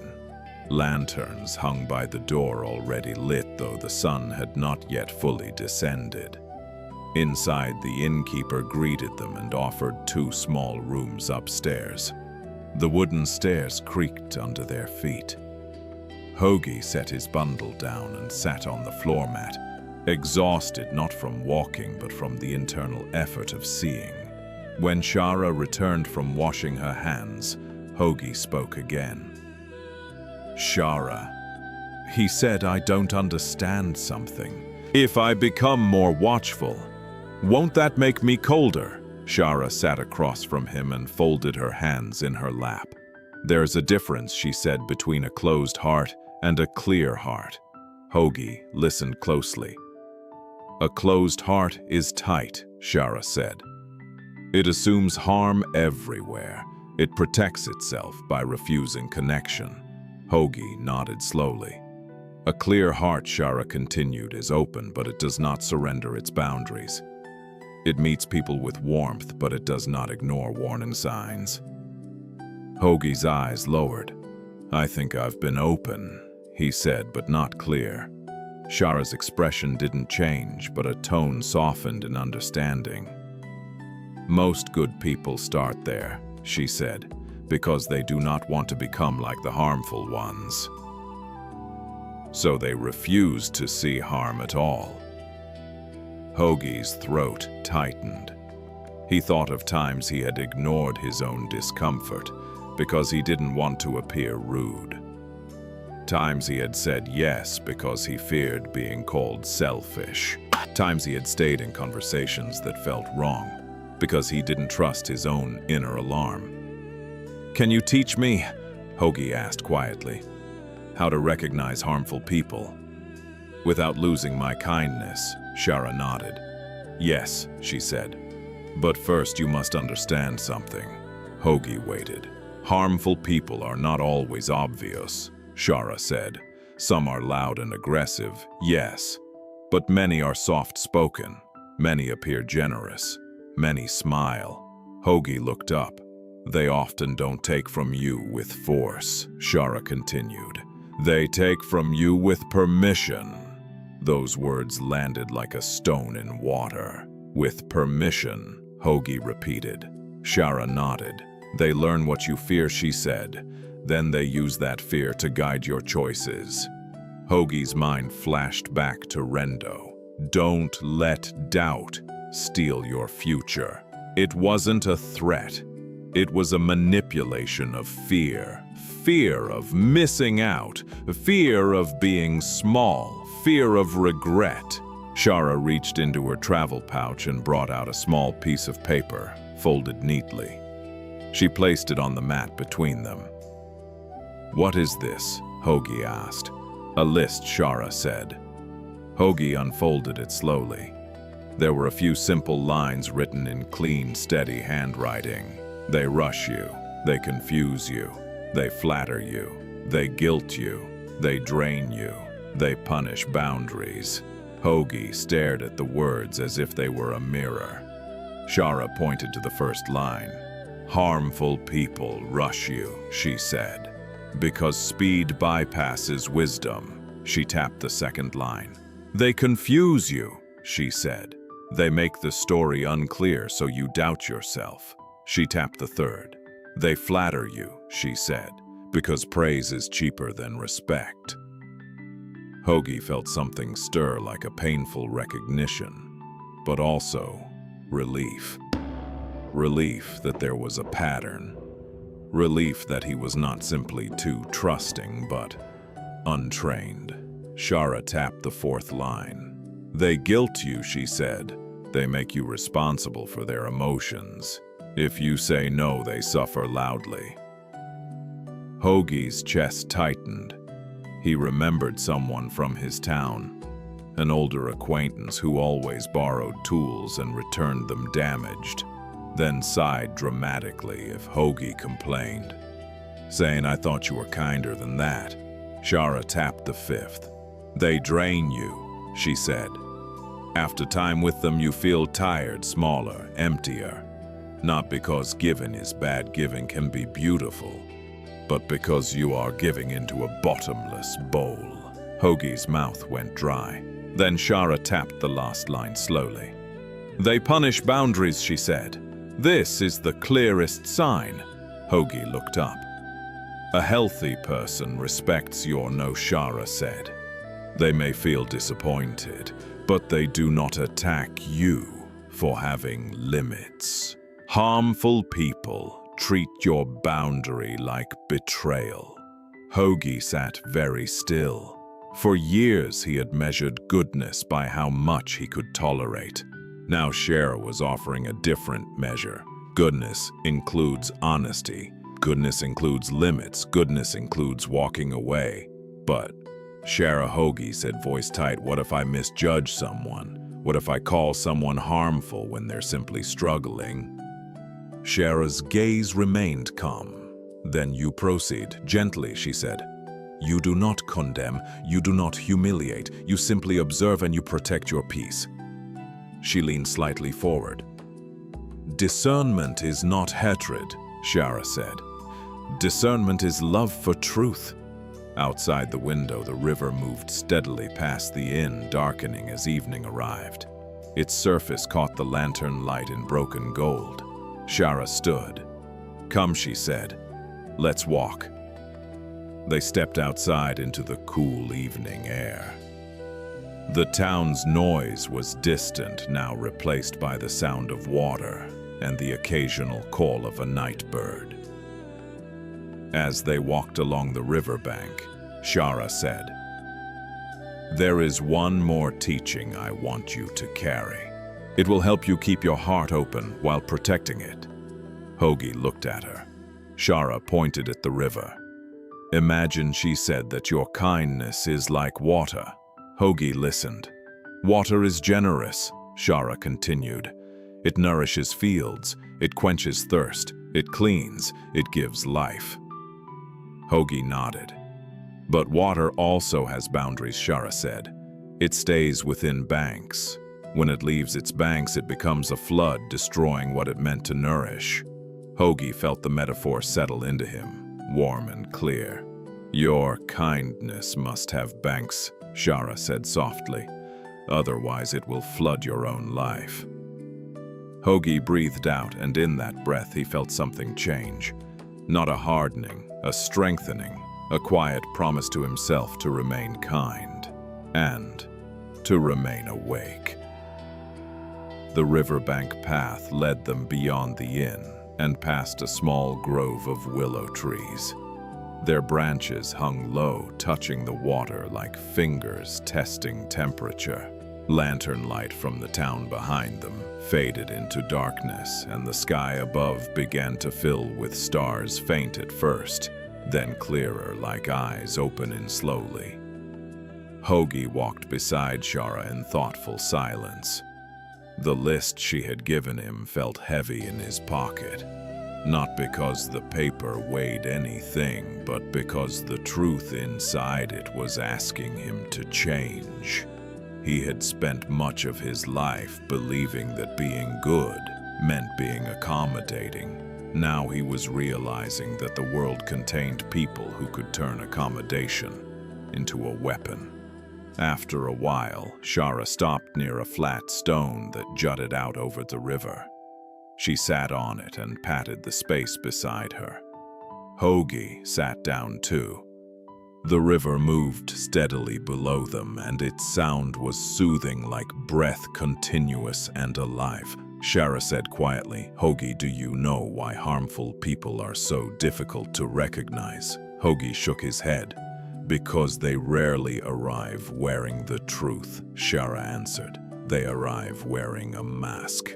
Hogi looked at her, feeling a chill of recognition. Shara continued, "Most harmful people do not see themselves as villains. They see themselves as victims, or heroes, or misunderstood souls." She glanced at the river as if reading its surface. And when someone believes their story deeply, she said they become convincing. Hogi swallowed. "So how do I see through the mask?" he asked. Shara's voice remained calm. "You don't try to tear it off," she said. "You look for the pattern underneath it." Hogi frowned.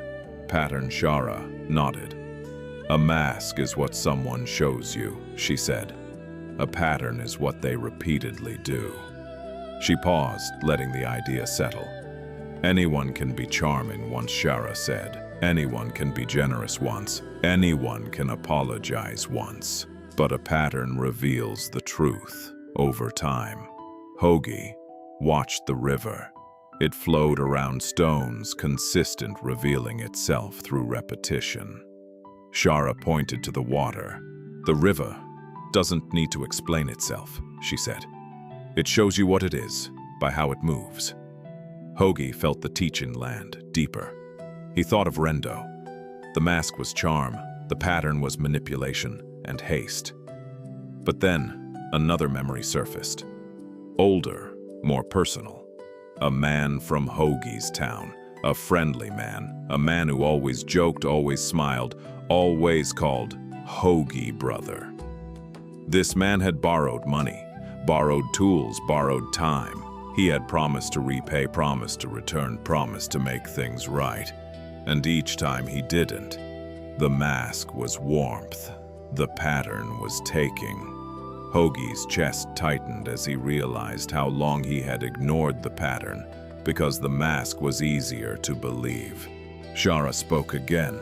"There is another way to see," she said. "A way that doesn't require suspicion, only honesty." Hogi looked at her. Shara tapped her chest lightly. "Your body," she said, "is a mirror." Hogi blinked. "When you are with someone healthy," Shara continued, "your body relaxes. Your breath stays natural. Your mind feels clear. Even if the conversation is difficult, you feel stable." Hogi nodded slowly. "But with harmful people," Shara said, "your body tells the truth before your mind does." Hogi's throat tightened. "Your stomach tightens," Shara said. "Your shoulders rise, your breath becomes shallow. You start rehearsing what to say. You start walking on eggshells. You start feeling guilty for having needs." Hogi felt each sentence like a bell striking memories. He had felt those things many times, and each time he had blamed himself. Shara's gaze softened. "Kind people often assume discomfort means they are doing something wrong," she said. "But sometimes discomfort is your wisdom knocking on the door." Hogi exhaled slowly. "So I should trust my body?" he asked. Shara nodded. "Yes," she said. "Not your panic, not your prejudice, but your quiet bodily knowing." Hogi stared down at his hands resting on his knees. They were the hands of a craftsman, hands that could feel tiny imperfections in wood, hands that could sense when something was crooked, long before the eyes saw it. He realized he trusted his hands when carving, but he didn't trust his inner sense when relating. Shara continued. "Harmful people often make you doubt your own senses. They will say, 'You're too sensitive.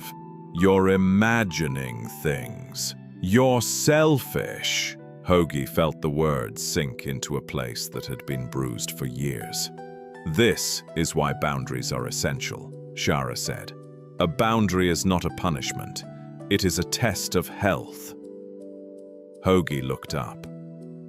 When you set a boundary, Shara explained, a healthy person may feel discomfort, but they respect it. They adjust. They remain connected. Harmful people react differently. They will mock it, push it, ignore it, or punish you for it. Hoagie swallowed. And if they punish it? He asked. Shara's answer was simple. Then you leave, she said. The simplicity shocked him. Shara's voice stayed gentle. Not with hate, she clarified. Not with drama, not with revenge. You leave with clarity. Hoagie listened, feeling the truth and the fear together. But what if leaving makes me lonely? Hoagie asked, voice small. Shara turned her head slightly and looked at him, truly looked. Loneliness, she said, is painful, but staying with harm is poison. Her words were not poetic.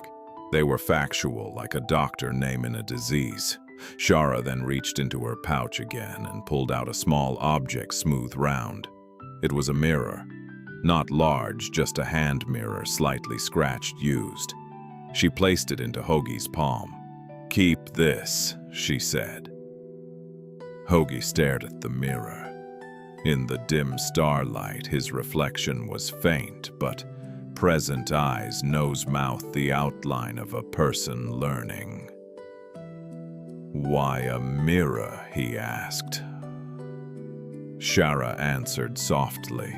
Because harmful people often pull your attention away from yourself, she said.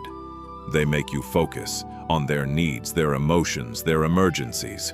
You forget to look at your own face. Hoagie's throat tightened. The mirror, Shara continued, reminds you to return to yourself, to ask, how do I feel after time with this person? Do I feel expanded or diminished? Hoagie held the mirror carefully as if it were fragile. In a way it was. It reflected the truth he had avoided. Shara stood up. We will leave early tomorrow, she said. There is a town ahead where you will face another kind of harmfulness, one that is quieter and more intimate. Hoagie's stomach tightened again. Shara didn't speak to frighten him. She spoke to prepare him. As they walked back toward the inn, Hoagie felt both gratitude and grief. Gratitude that someone was teaching him how to stay kind without being consumed. Grief that he had spent so long believing that suffering was the price of goodness. That night, lying on the floor mat, Hoagie held the small mirror in his hand. He looked at his reflection in the dim lantern light. His eyes looked tired, but they also looked awake. He whispered something to himself, a vow he had never made before. I will not abandon my kindness, and I will not abandon my peace. Outside, the river continued its endless teaching, moving forward without clinging to what it passed. They left before sunrise. The road ahead was quieter than the market town, narrower, bordered by tall grass that shimmered with dew. The air was cool, and each breath felt clean, like the world hadn't yet been touched by voices. Hoagie walked with his bundle of tools on his back and the small mirror in his pocket. It pressed lightly against his ribs whenever he moved, like a reminder that his inner life deserved attention.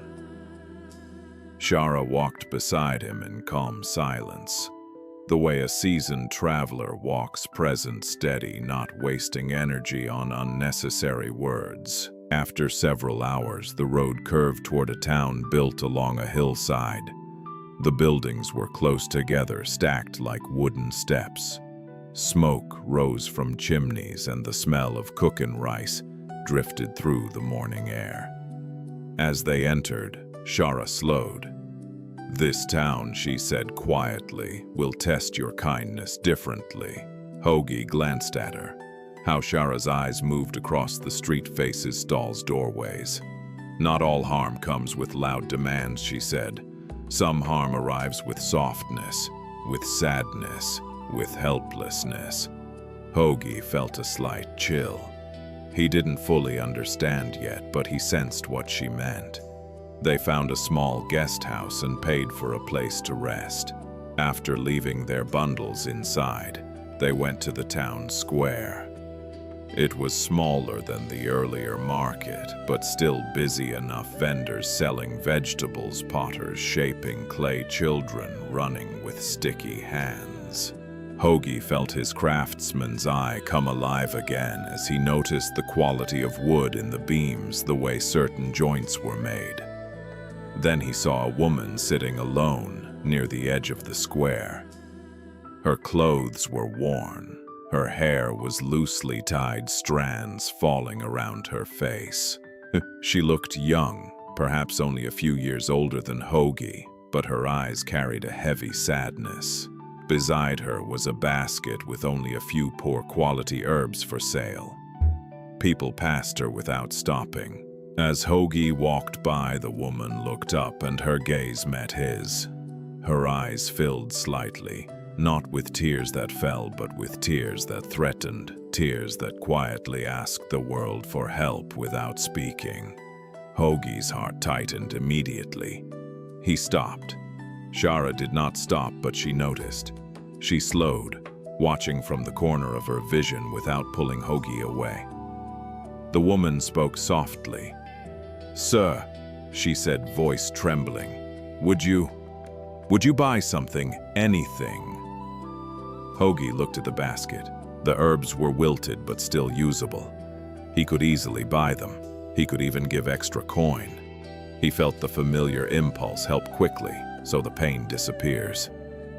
He reached into his pouch, but Shara spoke gently from behind him. "Hoagie," she said, almost whispering, "slow down." Hoagie's fingers paused.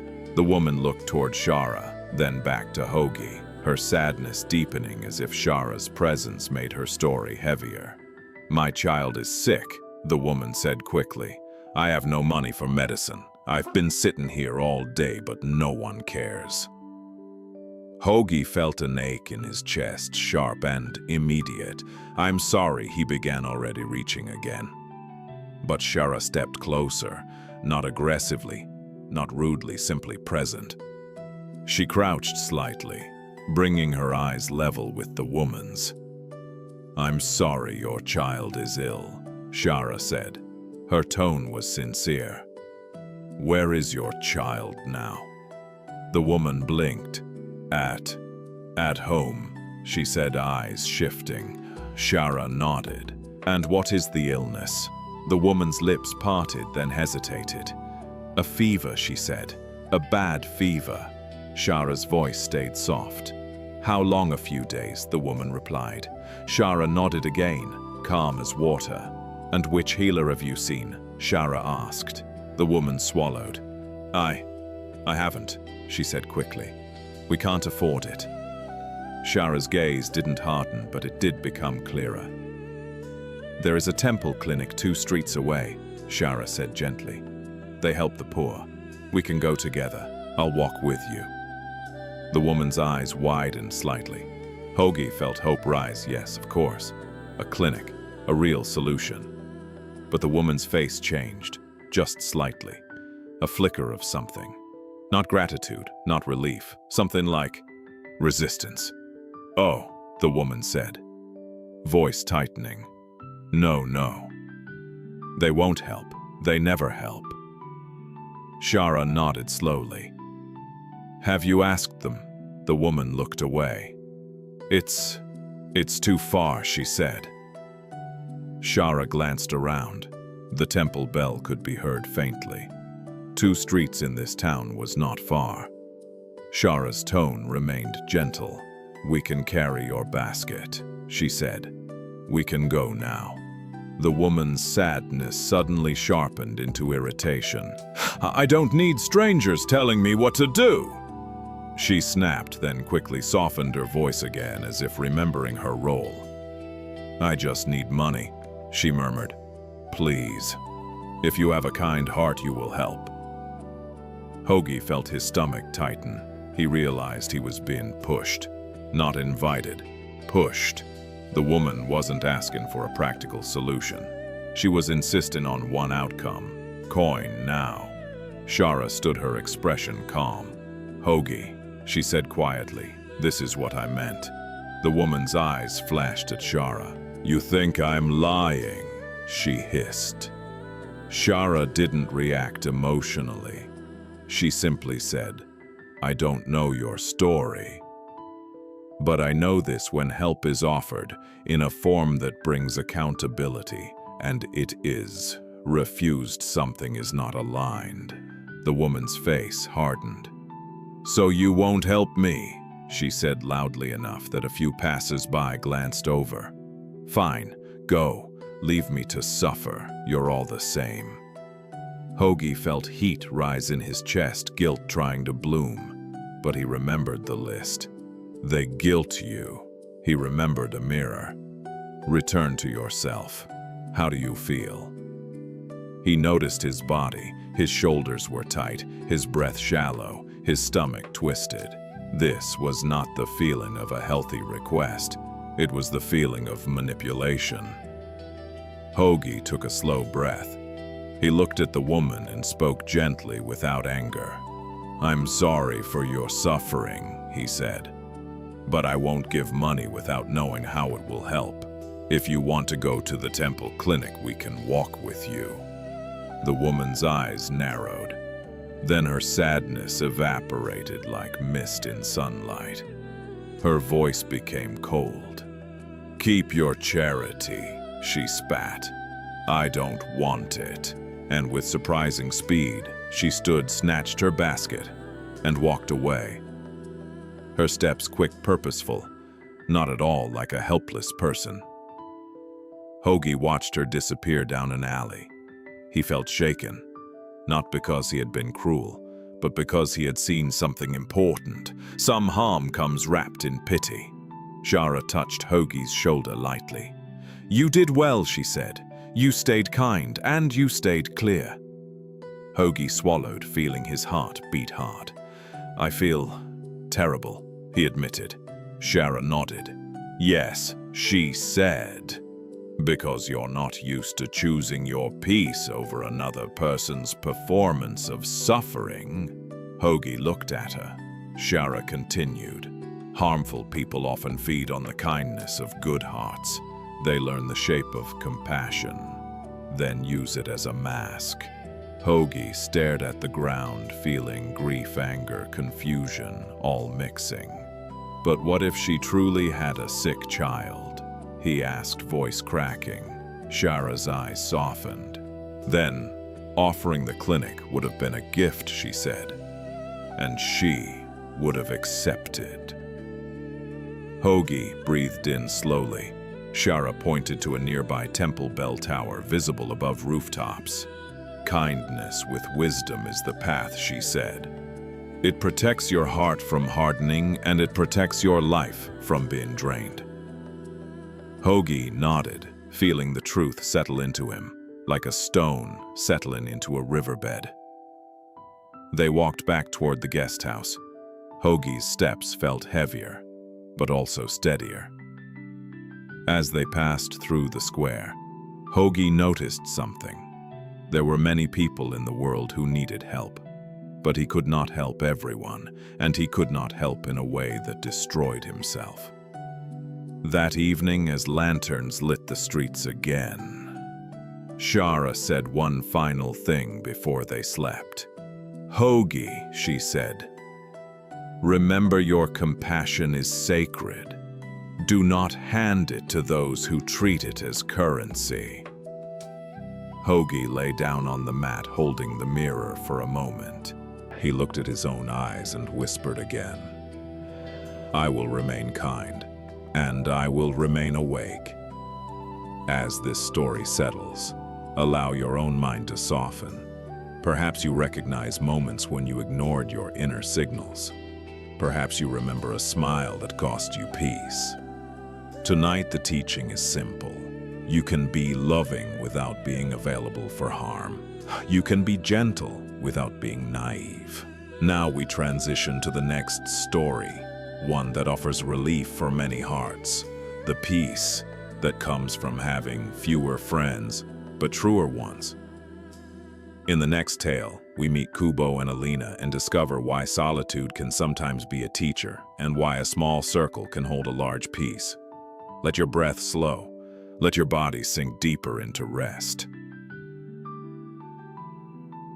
Kubo had once believed that being surrounded by people was the same as being loved. In his younger years, he was known as the one who always said yes. Yes to invitations, yes to favors, yes to staying out late, even when his eyes were heavy. Yes to listening to everyone's problems, even when his own heart was quietly fraying. His town was lively, full of tea houses, small festivals, gossip that traveled faster than wind. And Kubo moved through it like a friendly lantern, warmly lighting every corner he entered. People liked him. People depended on him. People called him brother, friend, good man. And yet, at night when the doors closed and the voices faded, Kubo often felt an emptiness that confused him. How could someone be so surrounded yet feel so alone? It took years before he understood. Noise is not intimacy and company is not connection. One rainy season, after a string of exhausting days, Kubo finally reached a quiet breaking point. It wasn't dramatic. There was no loud argument, no public humiliation, no single betrayal sharp enough to point to. It was simply accumulation. One friend borrowed money again, promising it was the last time. Another asked him to mediate a conflict that wasn't his. Another invited him to a gathering, then barely spoke to him once he arrived, using his presence like decoration. And then one evening, as Kubo stood in a crowded tea house, listening to three people speak over one another, each demanding his attention, he felt something inside him go very still. Not peaceful, just done. He set down his cup, rose quietly, and walked out into the rain without explanation. The rain fell in sheets, washing the street stones until they shone. Kubo walked aimlessly at first, letting the cold water soak his hair and robe. He didn't try to shield himself. Part of him wanted to feel something real, something honest. Eventually, he found himself at the edge of town where fields began and the world opened into quiet. There, on a small hill, stood a modest hut. It belonged to an older woman named Alina. Alina was not a monk, not a teacher in any official sense. She was simply someone who had lived long enough to stop pretending. She grew vegetables, tended a few hens, and sold herbs in town once a week. People often described her as strange because she didn't chase social approval the way others did. She smiled when she meant it. She spoke when she had something to say. And she was comfortable in silence. Kubo had met her only a few times, usually in passing brief conversations at the market, a shared nod at the temple gate. But something about her calm had always stayed in his mind, like a remembered scent. So that rainy evening, without knowing exactly why, Kubo climbed the hill and knocked on her door. After a moment, the door opened. Alina stood there holding a small oil lamp. Warm light fell across her face, revealing lines etched by sun and laughter and grief. Her eyes were steady, unstartled, as if she had been expecting the world to arrive at her door sooner or later. She took one look at Kubo, soaked, shivering eyes, tired, and said simply, "Come in." No questions, no interrogation, no demand that he explain himself before being allowed warmth. Inside the hut smelled of teawood smoke and dried herbs. A kettle simmered over a small fire. The room was simple. A low table, 2 cushions, a shelf with bowls and bundles of plants, hanging from the rafters, like quiet prayers. Alina gestured for Kubo to sit near the fire, then handed him a towel. He dried his hair awkwardly, still unsure how to speak. Alina poured tea into 2 cups and placed one in front of him. Only then did she sit. They drank in silence for a while. The rain drummed gently on the roof, steady and soothing, like a lullaby for the nervous system. Kubo finally exhaled. "I don't know what's wrong with me," he said, voice low. "I have so many friends, but I feel exhausted all the time. And lately I've started to feel resentful." Alina nodded slowly, as if he had just described weather. "That's not strange," she said. Kubo looked up surprised. Alina continued, "It's strange to pretend it isn't happening." Kubo's throat tightened. He didn't realize how much he needed someone to speak plainly. "I keep thinking," Kubo said, "maybe I'm selfish, maybe I'm ungrateful. People include me. They want me around, and yet it feels like I'm being used." Alina's eyes remained calm. "Let me ask you something," she said.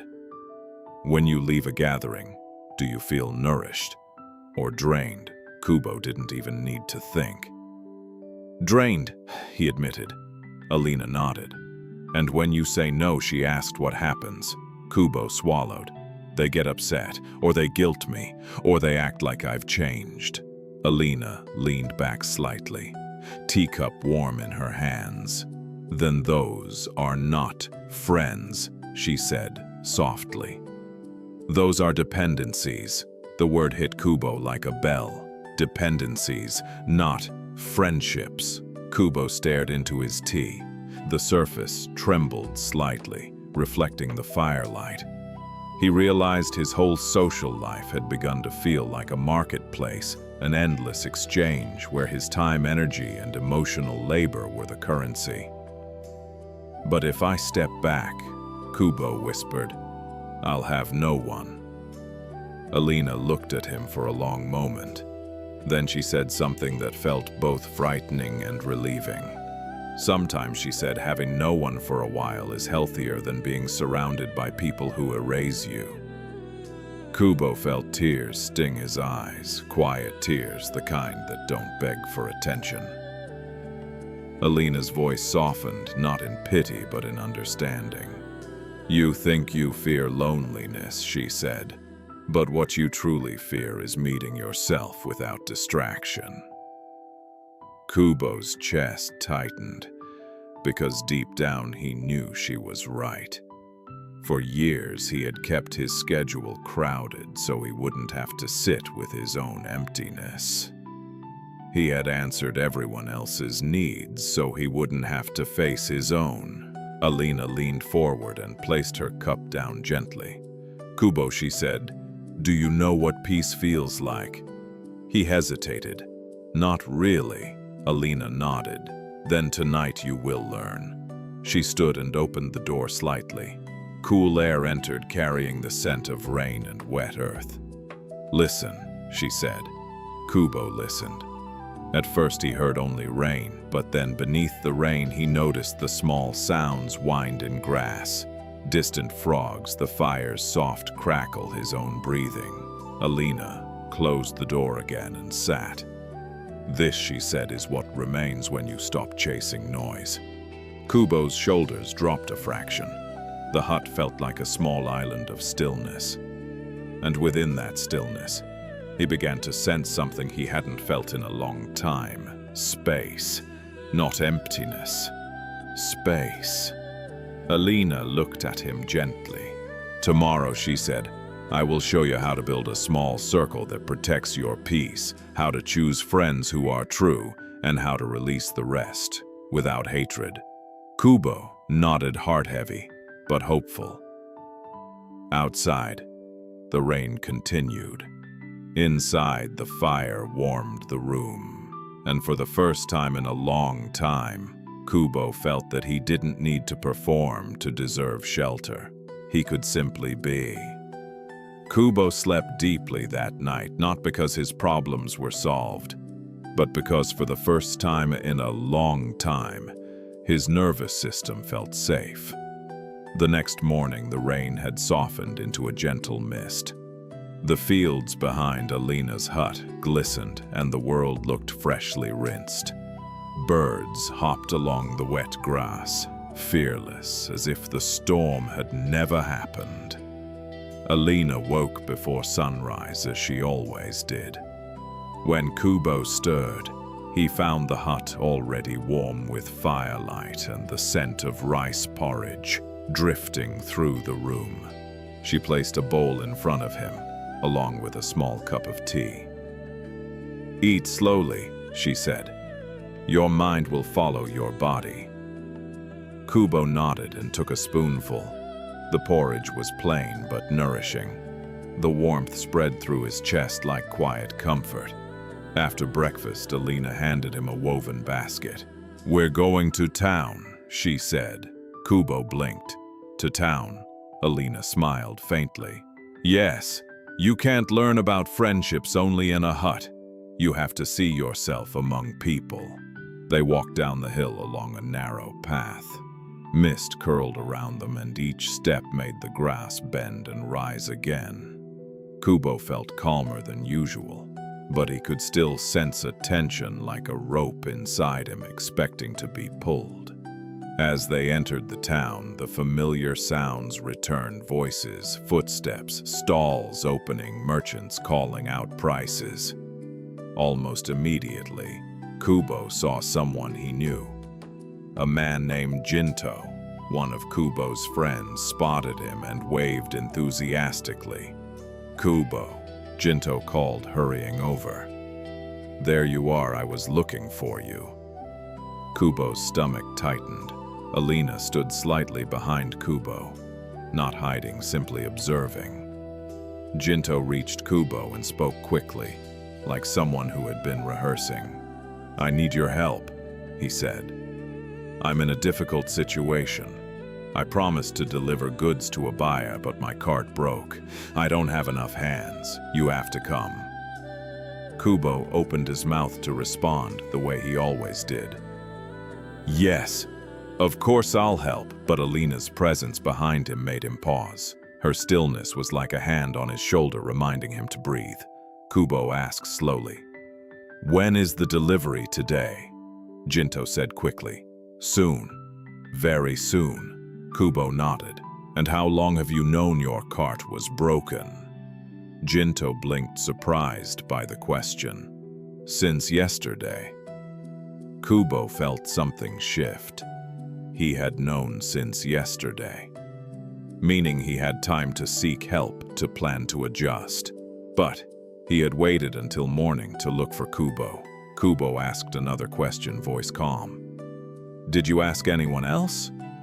Jinto frowned slightly. "Well, no. I thought of you first. You're reliable." Reliable. It sounded like praise. But now Kubo heard it differently. Reliable meant easy to use. Kubo's chest tightened with fear. Fear of disappointing, fear of conflict, fear of being seen as selfish. Alina had said kindness needs banks. Kubo took a slow breath. "I'm sorry," Kubo said, and his voice surprised even himself with its steadiness. "But I can't today." Jinto stared. "What, why not?" Kubo swallowed. His heart pounded, but he kept his tone gentle. "I have plans," he said simply. Jinto's eyes narrowed. "Plans," Jinto scoffed. "What plans are more important than helping a friend?" Kubo felt the old guilt rising like smoke. But he remembered what Shara had taught Hogi. They guilt you. They punish boundaries. Kubo's throat tightened, but he stayed calm. "I'm not available," Kubo repeated. Jinto's friendliness vanished as if someone had blown out a candle. "Fine," he snapped. "Forget it. I thought you were a good person." And with that he turned and walked away, muttering loudly enough for a few nearby people to hear. Kubo stood frozen, shame burned in his chest.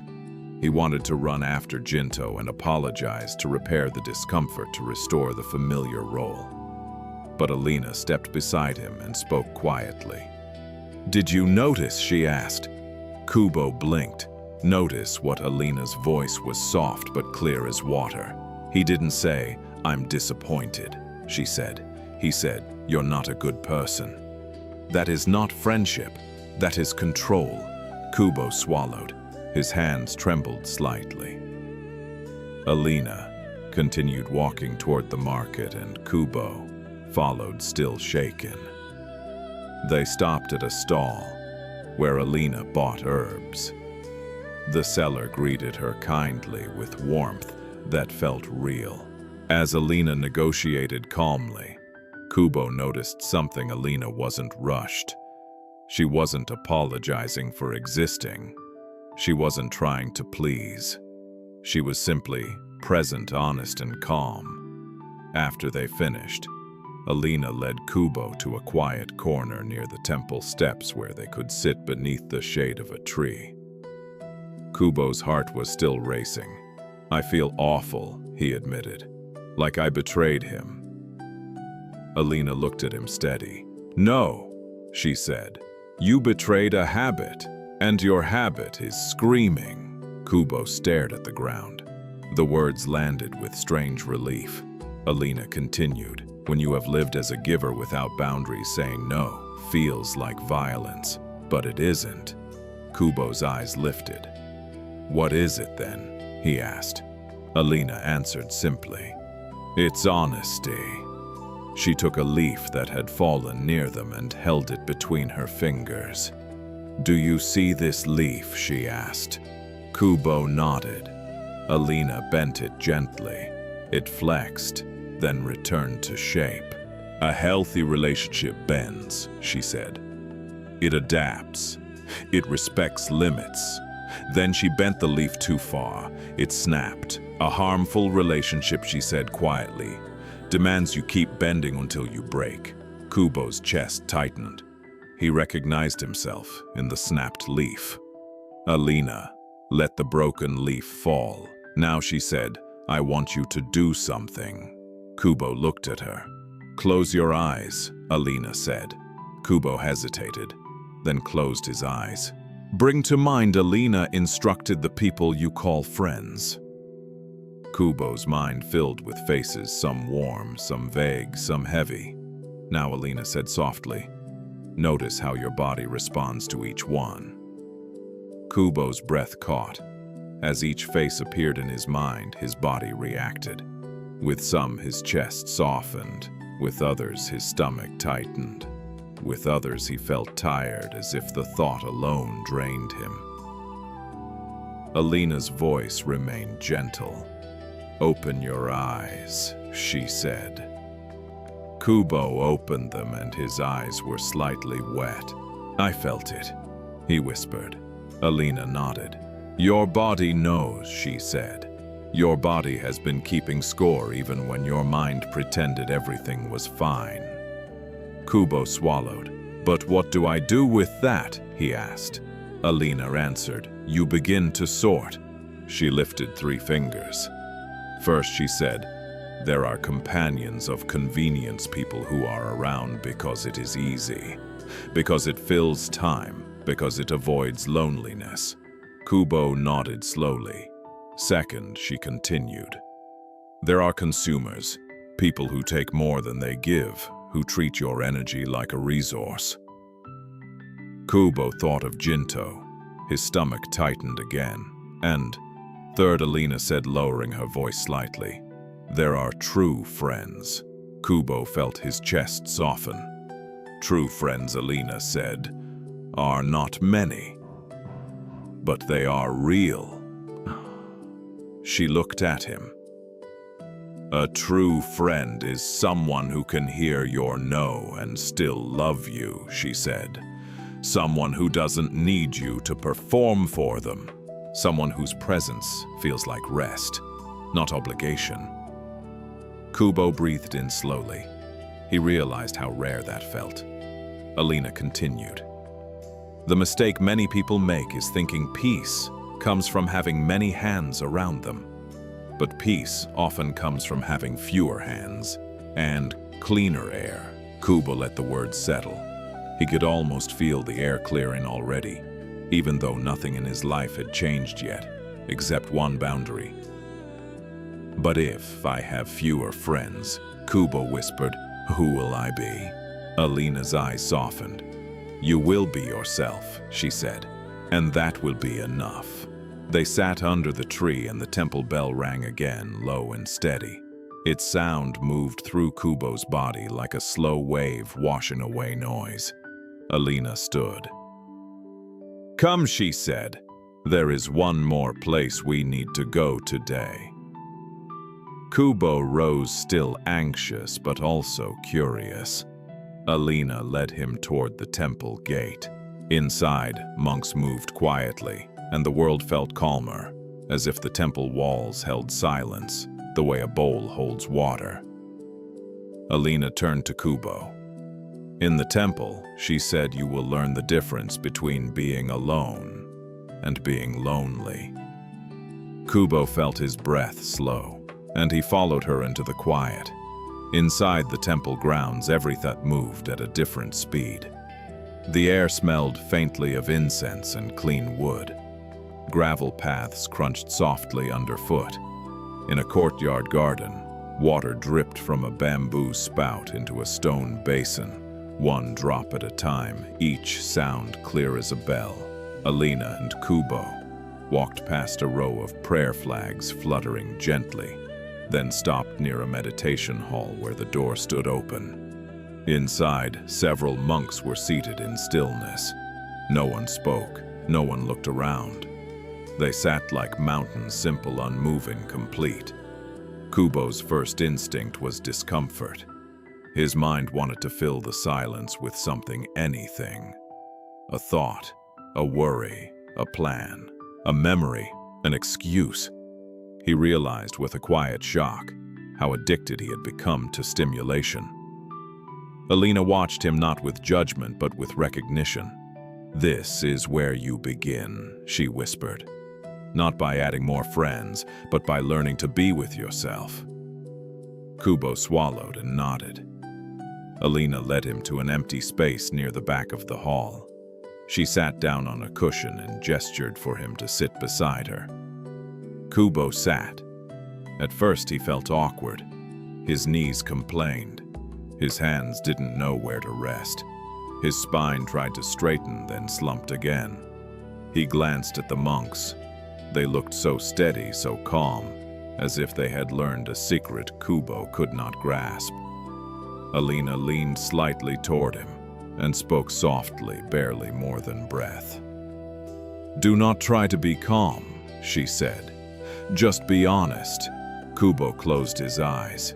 Immediately his mind began to shout. "What about Jinto? What will people say? You're losing friends. You're becoming cold. You'll be alone. You'll regret it." The thoughts came like a crowd, rushing through a narrow door. Kubo felt panic rise. He wanted to open his eyes and escape the hall to go back to familiar noise.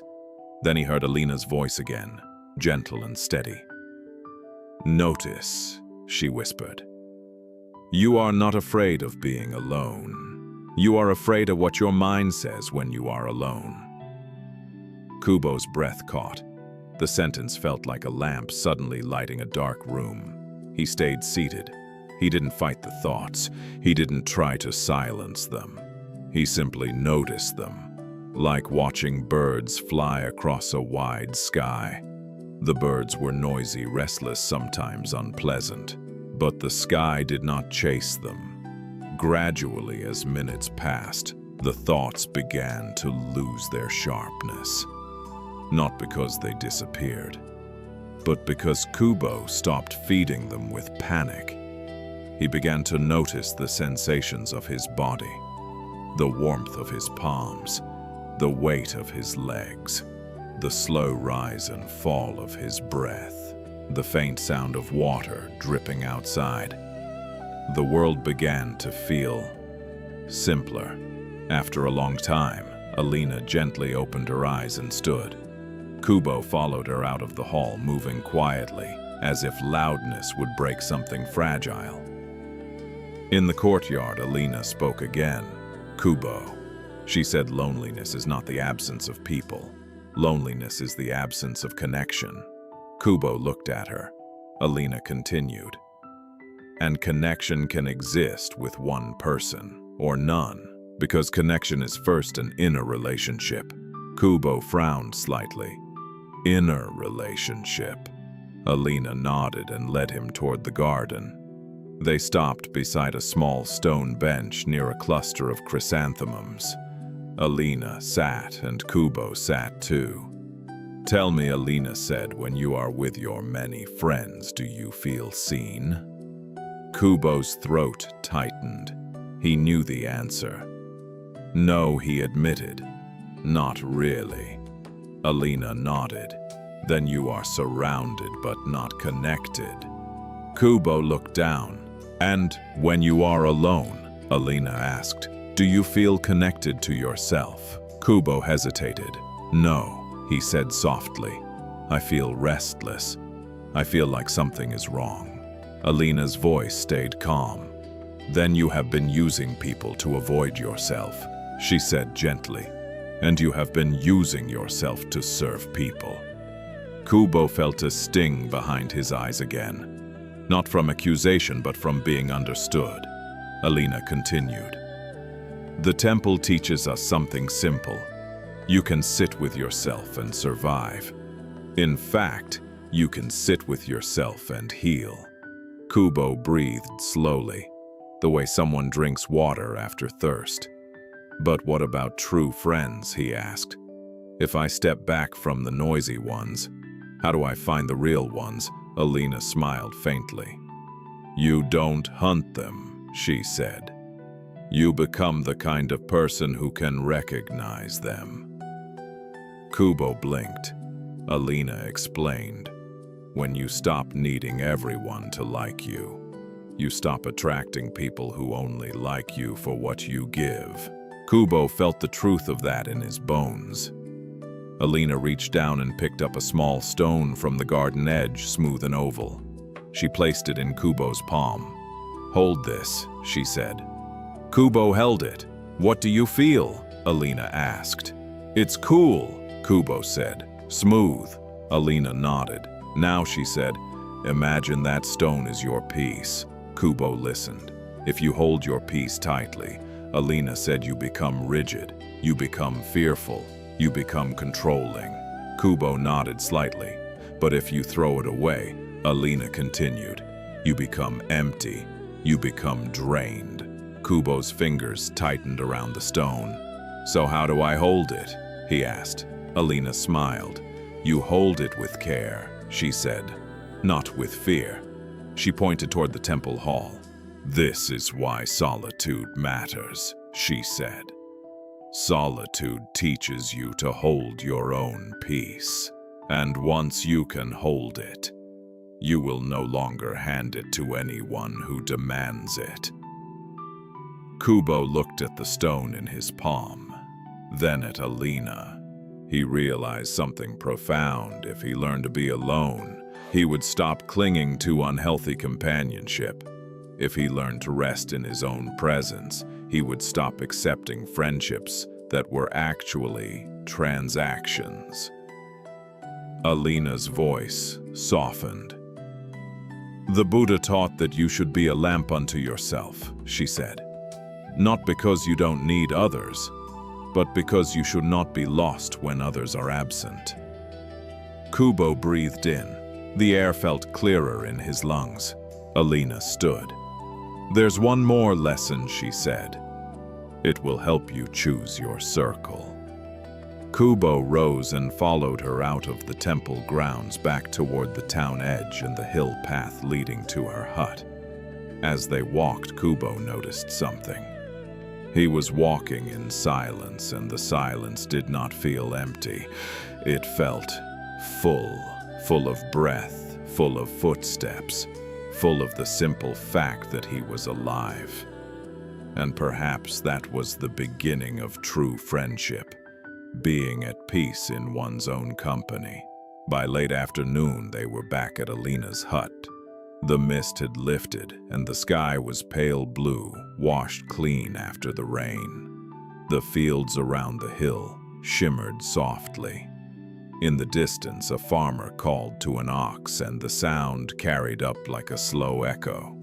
Alina set her basket down and began to prepare tea again, moving with the ease of someone who is not rushed by life. Kubo watched her hands, steady, unbothered hands that had clearly learned how to do only what mattered. When she sat, she placed a small wooden board on the low table between them. On the board were 3 circles drawn with charcoal. One circle was small, the second was larger, the third was largest. Kubo leaned forward, curious. Alina tapped the smallest circle. "This," she said, "is your inner circle." Kubo stared at it. "Your inner circle," Alina continued, "is not made of people who are entertaining, not people who are convenient, not people who call you often." She tapped the circle again. "It is made of people who honor your humanity," she said. "People who can sit with your truth without trying to edit it. People who do not punish your boundaries." Kubo swallowed. Alina tapped the middle circle. "This," she said, "is your outer circle." Kubo nodded. "These are companions," Alina explained. "People you may enjoy, people you may share time with, but not people you give your deepest heart to." Kubo felt relief already. He realized he had been giving everyone access to his deepest space. Alina tapped the largest circle. "And this," she said, "is the crowd." Kubo looked at the wide circle and almost laughed. "The crowd," Alina said, "is most people, neighbors, acquaintances, friends of friends, people who come and go." She looked at him. "You can be kind to the crowd," she said, "but you do not build your life around them." Kubo exhaled slowly. He felt a simple clarity begin to form. He had been building his life around the crowd. That's why he was exhausted. Alina placed the charcoal down and said, "Now, we fill your circles." She pointed to the smallest circle. "How many people belong here?" she asked. Kubo hesitated, then answered honestly. "I don't know," he said. "Maybe 10. Alina smiled faintly. "Too many," she said, not cruelly, just plainly. Kubo blinked. Alina continued. "Your inner circle is not a festival. It is a hearth." Kubo felt the image. A hearth is small, warm, protected. You don't invite the whole town to sit inside it. "How many?" Alina asked again. Kubo thought carefully. He pictured the people in his life. He asked himself the way Alina taught him.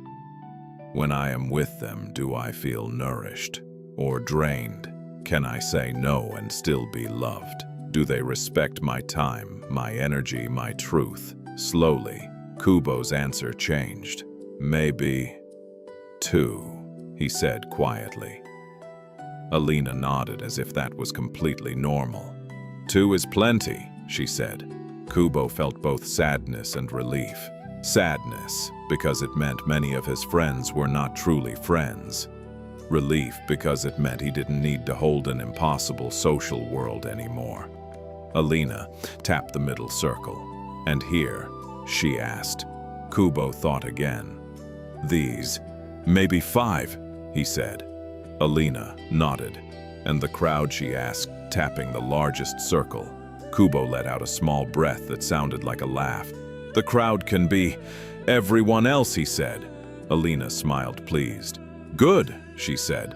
"Now you understand." Kubo stared at the circles.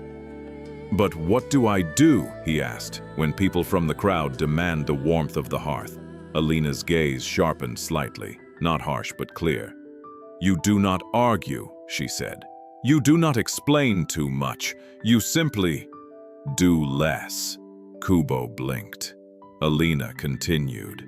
"People who benefit from your overgiving will protest when you stop. Let them protest. Kubo's chest tightened. Alina's voice softened. Remember Noro's teaching, she said. Compassion with wisdom. 2 hands. Kubo nodded slowly. Alina reached into a small drawer and took out a thin strand of thread. Simple, plain. She held it up. Imagine your attention is like this thread, she said. Every time you say yes, you tie it to someone. Kubo watched the thread tremble slightly in her fingers. If you tie it to too many people, Alina said, it becomes tangled. It becomes stretched. It snaps. She gently pulled the thread taut to illustrate. But if you tie it wisely, she said, it becomes a strong connection. She loosened it, letting it rest. Kubo felt a quiet understanding. You don't need many ties, Alina said. You need honest ones. Kubo looked down. How do I know who belongs in the hearth? He asked. Alina answered. By time. By patterns. By how they respond when you stop performing.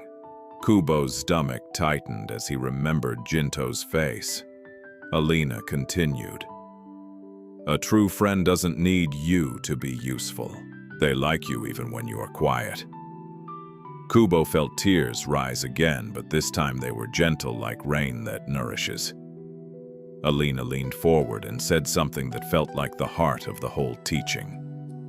Kubo, she said, peace is expensive, and that is why it is rare. Kubo blinked.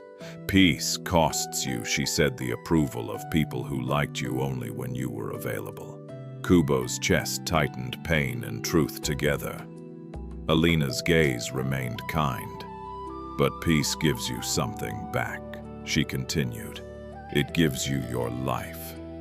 Kubo sat very still. He felt as if he had been given permission to stop pouring himself into a bottomless bowl.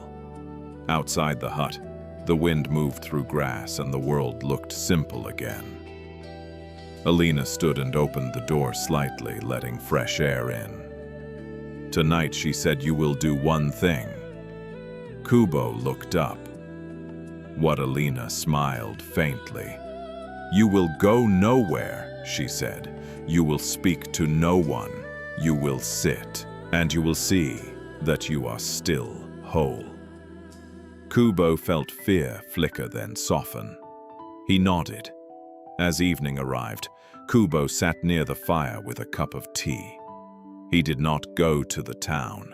He did not chase noise. He did not prove his goodness to anyone. He simply listened to the crackle of wood, the rhythm of his breath, the quiet of the world. And in that quiet, he realized something. Peace wasn't something other people gave him. Peace was something he protected. Protected by boundaries, protected by discernment, protected by the courage to have fewer friends and deeper rest. Before sleep, Alina spoke one final sentence. Keep your hearth small, she said, and your heart wide. Kubo nodded, eyes heavy. The teaching settled into him like warm embers. And now, as your own body relaxes further, we transition to the next story. Because once we learn to protect our peace, a new challenge appears. Sometimes our kindness becomes a shadow that harms us. We give too much. We forgive too quickly. We stay too long. We rescue until we disappear. In the next tale, we explore the dark side of kindness, not to make you colder, but to make you wiser. We meet Arrow and Kiara and discover how to give without losing yourself. Let your breathing slow, let your shoulders sink, and allow the next story to begin like a gentle lantern light in the path. Arrow was known for being good. Not good in the loud way, not the kind of goodness that announces itself or seeks applause, but the quiet kind that people lean on without thinking. The kind of goodness that shows up early, stays late, and says it's fine even when it isn't. In his town, whenever someone needed help, someone would say, "Ask Arrow." If a roof leaked, Arrow would climb up in the rain. If an elder needed medicine, Arrow would walk across town at dusk. If a neighbor's cart broke on the road, Arrow would stop what he was doing and push it until his shoulders burned. He rarely refused, and because he rarely refused, people rarely asked themselves whether they were taking too much.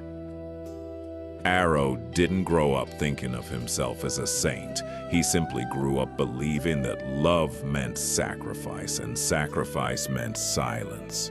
His father had been a stern man, the kind who praised obedience more than honesty. When Arrow was young and cried from exhaustion, his father would say, "A strong person doesn't complain." When Arrow hesitated to share his food, his father would say, "A good person always gives." And so Arrow became a master of giving, but he never became a master of receiving. He became skilled at noticing everyone else's needs and unskilled, almost blind to his own. Over time, this didn't make him happier. It made him hollow. He didn't notice it at first.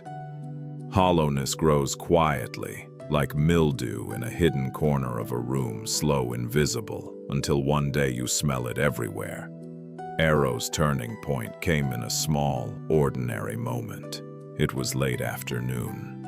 The sun was low and soft, and Arrow had been working since dawn, repairing a fence on the edge of town. His hands were scraped, his back tight. He was thinking only of one thing: going home. Eating something warm, sitting down, letting his body rest. But as he passed the market square, someone called his name.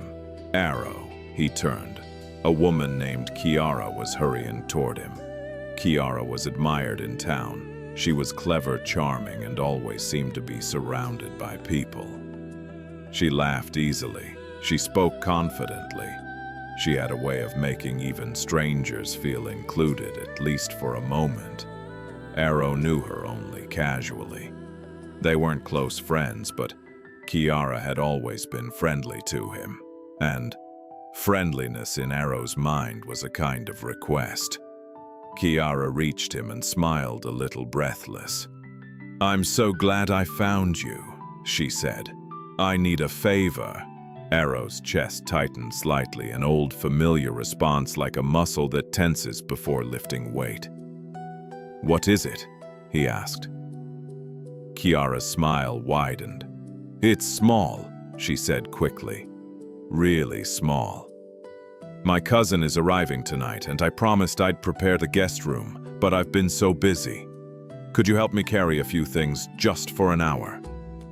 Arrow's body protested inside him. He wanted to say no. He was tired. His stomach was empty. His mind felt thin, stretched, but the word "no" rose in him like a bird hitting glass, visible, desperate, and trapped. Instead, he heard himself say, "Of course." Kiara brightened immediately, as if the world had returned to balance. "Thank you," she said. "You're always so kind, always so kind." The phrase landed like both praise and shame. Arrow followed her to her house, telling himself it was only an hour, just an hour. He could endure an hour. At Kiara's home, the few things became many. A heavy chest of blankets, a table that had to be moved from one room to another, a stack of clay pots, a pile of old rugs smelling faintly of dust. Kiara moved quickly, directing him with cheerful efficiency, never pausing long enough to notice how Arrow's breathing became shallow, how his shoulders stiffened, how his hands began to shake slightly with fatigue. Each time Arrow finished one task, Kiara said, "Oh, and one more thing," and Arrow did it, because he always did. By the time the sun disappeared and evening shadows filled the rooms, Arrow felt dizzy, his arms ached, his throat was dry. He realized he hadn't eaten since morning. Kiara clapped her hands lightly, satisfied. "Perfect," she said. You saved me." Arrow forced a small smile. Then Kiara looked at him and said brightly, "Can you stay a little longer? My cousin will be here soon, and it would be lovely if you greeted him with me." Arrow's mind went blank. He didn't want to stay. He wanted to go home, but he felt the familiar trap. If he said no now, after all, that he would seem rude, ungrateful, unkind. So he stayed. And when Kiara's cousin arrived, Kiara laughed and chatted, offering tea and food. Food. Arrow smelled it and his stomach clenched. Kiara poured tea for herself and her cousin, then turned to Arrow like he was part of the furniture. She didn't offer him a cup. She didn't offer him food. Not because she was evil, but because she was used to him being the giver, an endless resource, a helpful presence that didn't require tending. Arrow sat quietly, smiling politely while his exhaustion deepened into something heavier than tiredness. Something like resentment. When he finally stood to leave, Kiara said, still cheerful, "You're the best. I don't know what I'd do without you." Arrow walked home under a darkening sky, and with every step he felt something in him harden, not toward Kiara alone, but toward the entire role he had been living inside. At home, Arrow ate in silence, chewing without taste. He lay down, but sleep didn't come easily. His mind replayed the day the fence repairs the market square, the phrase, "It's small," the chain of one more thing the tea and food offered to others while he sat empty.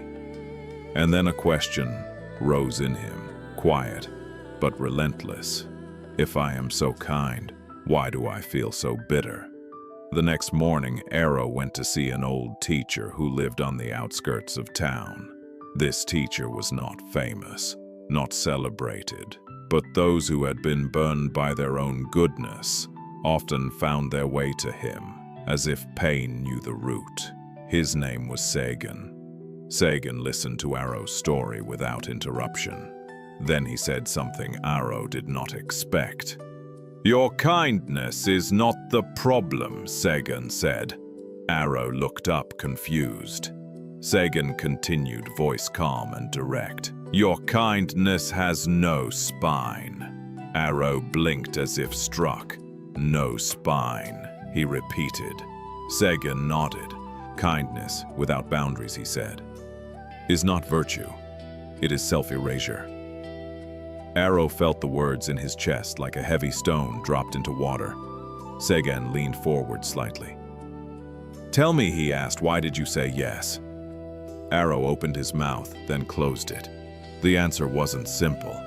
"I didn't want to disappoint her," he said finally. Sagan nodded. "And what did you disappoint instead?" Arrow stared. "He knew." "Myself," he whispered. Sagan's eyes softened, not with pity, but with clarity. "This," Sagan said, "is the dark side of kindness. When you give to avoid discomfort, you do not give from love, you give from fear." Arrow's breath caught. Fear. Fear of being disliked. Fear of guilt. Fear of conflict. Fear of being called selfish. Sagan continued. "Fearful kindness creates two poisons." Arrow listened still, as stone. First, Sagan said it trains others to take. Arrow felt his stomach tighten. And second, Sagan said it trains you to resent. Arrow's eyes stung. He had never wanted resentment. He had wanted to be good, but his goodness without wisdom was becoming bitterness. Sagan sat back and said quietly, "If you do not learn to say no, your yes will become a lie." Arrow's throat tightened. A lie, because his yes no longer meant generosity. It meant obligation. It meant surrender. It meant disappearance. Sagan added one more sentence, soft but firm. "True kindness includes kindness to yourself." Arrow sat in silence, letting the teaching settle. And in that silence, he felt a new possibility, frightening, unfamiliar, and necessary, that his path forward was not to give less love, but to give with wisdom. Arrow sat across from Sagan, the old teacher, and felt as if he had been given a mirror he didn't want but needed. Kindness with no spine, Sagan had said. The phrase echoed in Arrow's chest like a low bell. Arrow looked down at his hands that had lifted, carried, repaired, and served. Hands that could build a fence strong enough to withstand storms. Yet somehow he had not built the simplest structure of all, a boundary. "How do I grow a spine?" Arrow asked quietly. Sagan did not smile. Not because he was unkind, but because he treated the question with seriousness. As if Arrow were asking how to reclaim his life. "You practice," Sagan said, "in small ways every day." Arrow's throat tightened. "But if I say no, people will think I've changed." Sagan nodded. "Yes," he said, "they will." Arrow felt panic rise. Sagan continued, "The people who benefited from your lack of boundaries will call your growth selfishness."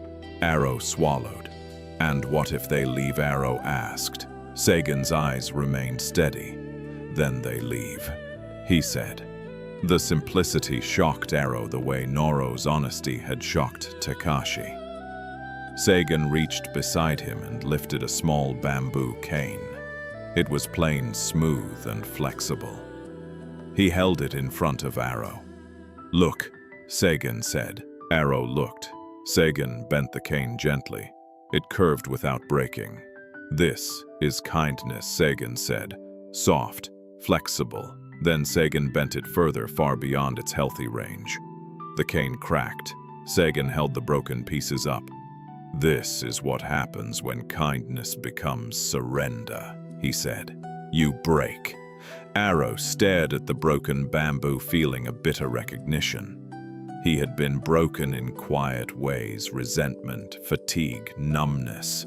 Sagan placed the broken cane down and picked up another. This time the cane was thicker. He bent it gently. It still flexed, but it resisted collapse. "This," Sagan said, "is kindness with wisdom. Still soft, but it has structure." Arrow watched closely, as if his life depended on understanding the difference. Sagan continued, "A spine does not make you harsh. It makes you upright." Arrow's chest tightened. "Upright," he repeated. Sagan nodded. "When you are upright," he said, "your kindness becomes a choice, not a reflex." Arrow felt something shift. He realized he had been kind automatically, like a trained animal responding to a bell. Now Sagan said, "I will teach you 3 practices." Arrow looked up attentive. First, Sagan said, "Pause." Arrow blinked. "Pause." Sagan nodded. "Before you say yes," he said, "pause. Feel your body. Ask yourself, do I truly have the capacity for this?" Arrow realized how rarely he asked that. He usually said yes before he even understood the request. Sagan continued, "If you can't pause, you are not choosing. You are reacting."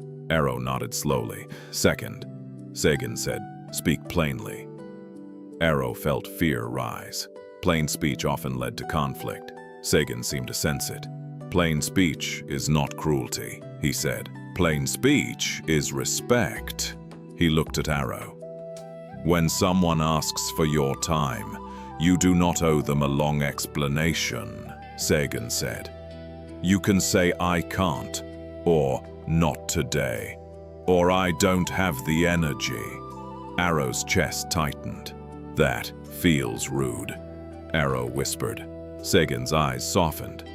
"It feels rude because you were trained to believe you must earn your right to exist," he said gently. "But you were born with that right." Arrow felt tears rise unexpectedly. Sagan continued.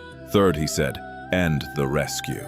Arrow blinked. "End the rescue." Sagan nodded. Stop saving people from the discomfort that would teach them, he said. Stop doing what they can do for themselves.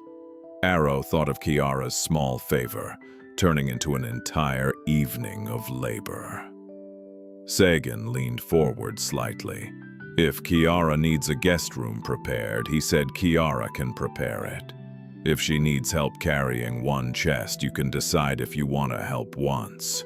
But if she keeps adding tasks, you can stop. Arrow's heart pounded. And if she gets upset, Arrow asked. Sagan answered calmly. Then she gets upset, he said. Her upset is not your emergency. Arrow swallowed hard. Those words felt like forbidden medicine, bitter yet healing. Sagan then stood and walked to the door of his hut. Outside, a small garden grew simple vegetables and herbs. A fence surrounded it low but sturdy. Sagan pointed to the fence. Do you see that, he asked. Arrow nodded. Is the fence cruel? Sagan asked.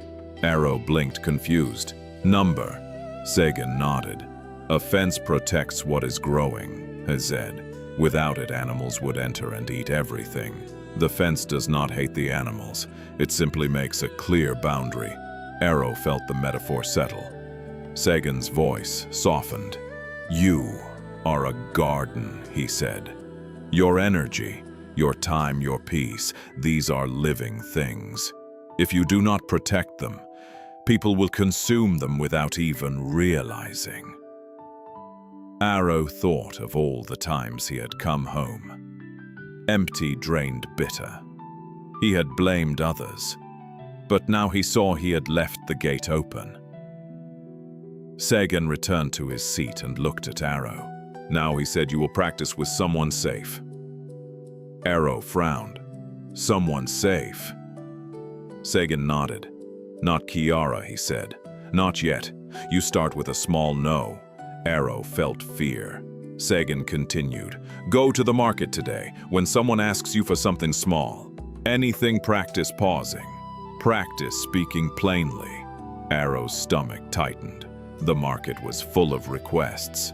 Sagan's eyes remained calm. You are not becoming selfish, Sagan said. You are becoming honest. Arrow stood slowly as if his legs were learning a new way to hold him. He bowed to Sagan and walked toward the town. As he walked, he repeated the practices in his mind like a mantra. Pause. Speak plainly. End the rescue. The market square was bustling when he arrived. People moved between stalls, bargaining, laughing. Arrow felt his old pattern stir his body, almost leaning toward helping before anyone even asked. Then it happened. A young vendor carrying a basket of oranges stumbled near Arrow, and a few oranges rolled across the ground. Arrow's instinct was immediate. Kneel, gather, apologize, fix. He paused. He felt his body. He had the capacity. This was small. This was genuine. He knelt and helped gather the oranges, smiling. The vendor bowed repeatedly, grateful. Arrow felt warm, not drained. He realized when kindness is chosen freely, it feels clean. A few minutes later, another request came. An older acquaintance approached Arrow, smiling too widely. Arrow, he said, I heard you're strong. Can you help me move some furniture today? It'll take a few hours. Arrow felt his chest tighten. He had planned to rest. His back was still sore. He paused. He felt his body. No. He spoke plainly. I can't today, Arrow said. The acquaintance blinked. Why not? Arrow's heart pounded. He wanted to explain, to justify, to apologize. But Sagan had said you don't owe a long explanation. I'm not available, Arrow said calmly. The man's smile thinned. Wow, he muttered. You've changed. Arrow felt the old shame flare, then fade slightly as he breathed. Yes, he thought, I have changed, and perhaps that is good. The man walked away, unimpressed. Arrow stood still, feeling strange. The world did not collapse. No lightning struck him for saying no. The air felt clearer around his chest as if he had finally stopped holding his breath. That evening, Arrow returned to Sagan's hut. Sagan looked at him. "You practiced," he said. Arrow nodded, eyes tired but bright.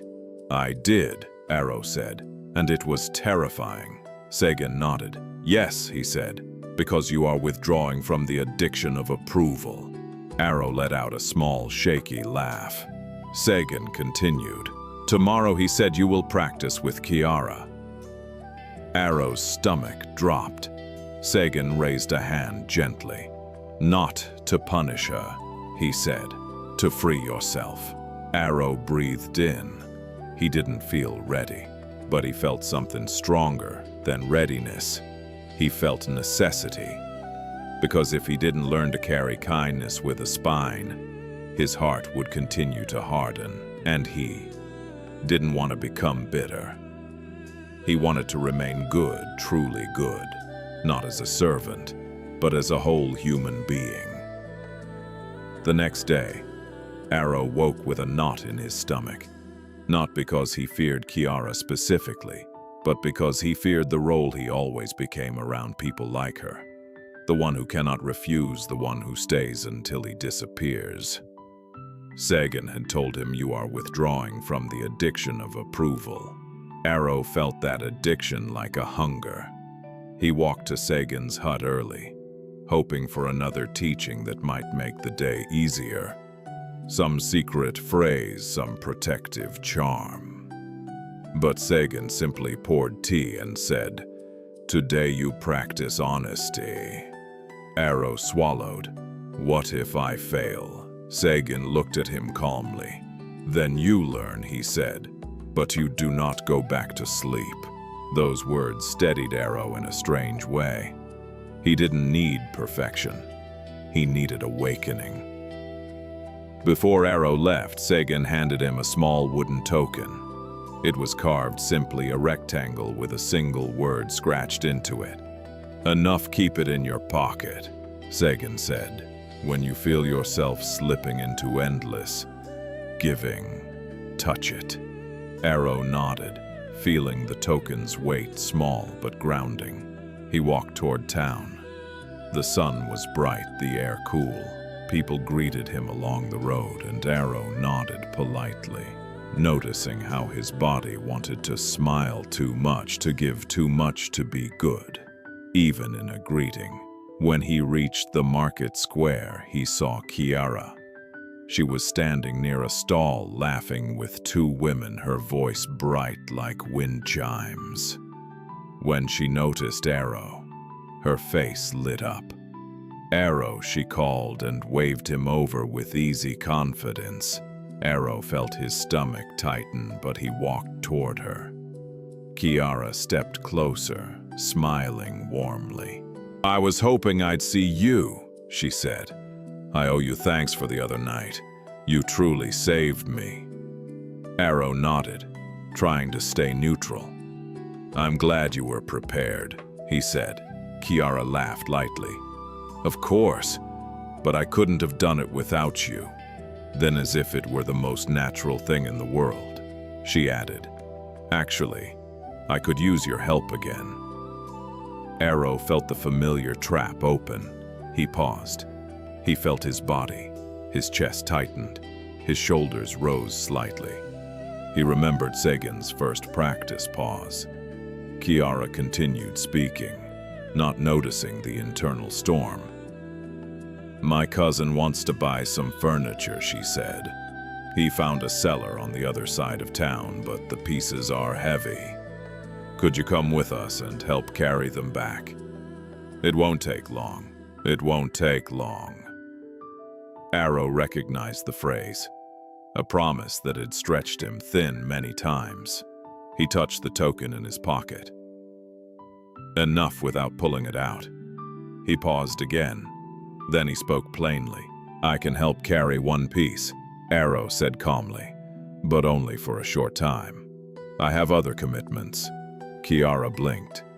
It was subtle, but Arrow noticed it. A small shift. Not anger yet, but surprise, like a person discovering that a door is no longer unlocked. "Oh," Kiara said, still smiling, but the smile had changed. "One piece." Why only one? Arrow felt the old urge to explain. His father's voice echoed in his mind.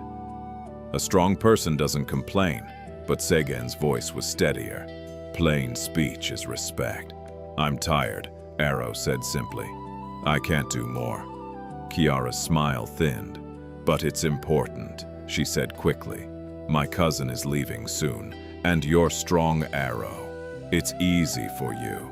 Arrow felt his chest tighten again. He recognized the manipulation, turning his strength into obligation. He took a slow breath. "I can help with one," he repeated. Kiara's eyes flickered. She looked at her cousin, then back at Arrow. For a moment, Arrow feared she would snap. Instead, Kiara laughed lightly as if covering discomfort. "Okay," she said. "One piece." They walked across town together. The cousin was polite enough, and the seller had a small table and a cabinet. Arrow lifted the cabinet, with the cousin carrying it carefully through narrow streets. He felt exertion, but not resentment, because he had chosen it. When they arrived at Kiara's home and set the cabinet down, Arrow wiped his forehead and straightened. He was ready to leave. Then Kiara clapped her hands. "Wonderful," she said. "Now, Arrow, could you also help with the table?" There it was, one more thing. Arrow felt his body react instantly, like a muscle memory. He almost said yes automatically. But his fingers touched the token again. "Enough." He paused. He looked at Kiara. "I said one piece," Arrow said gently. Kiara's face tightened. "But the table is lighter," she said, voice sharpening slightly. "It will only take a minute."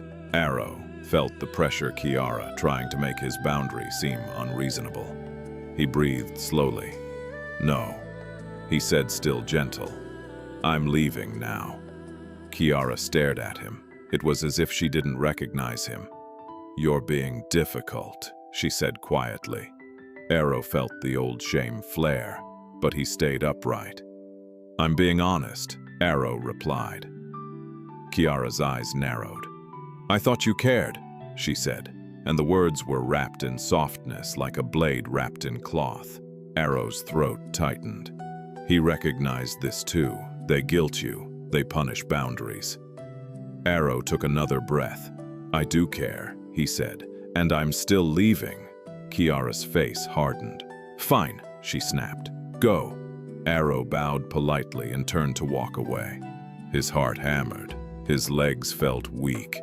He expected his body to collapse in guilt. But as he stepped out into the sunlight, something unexpected happened. He felt light.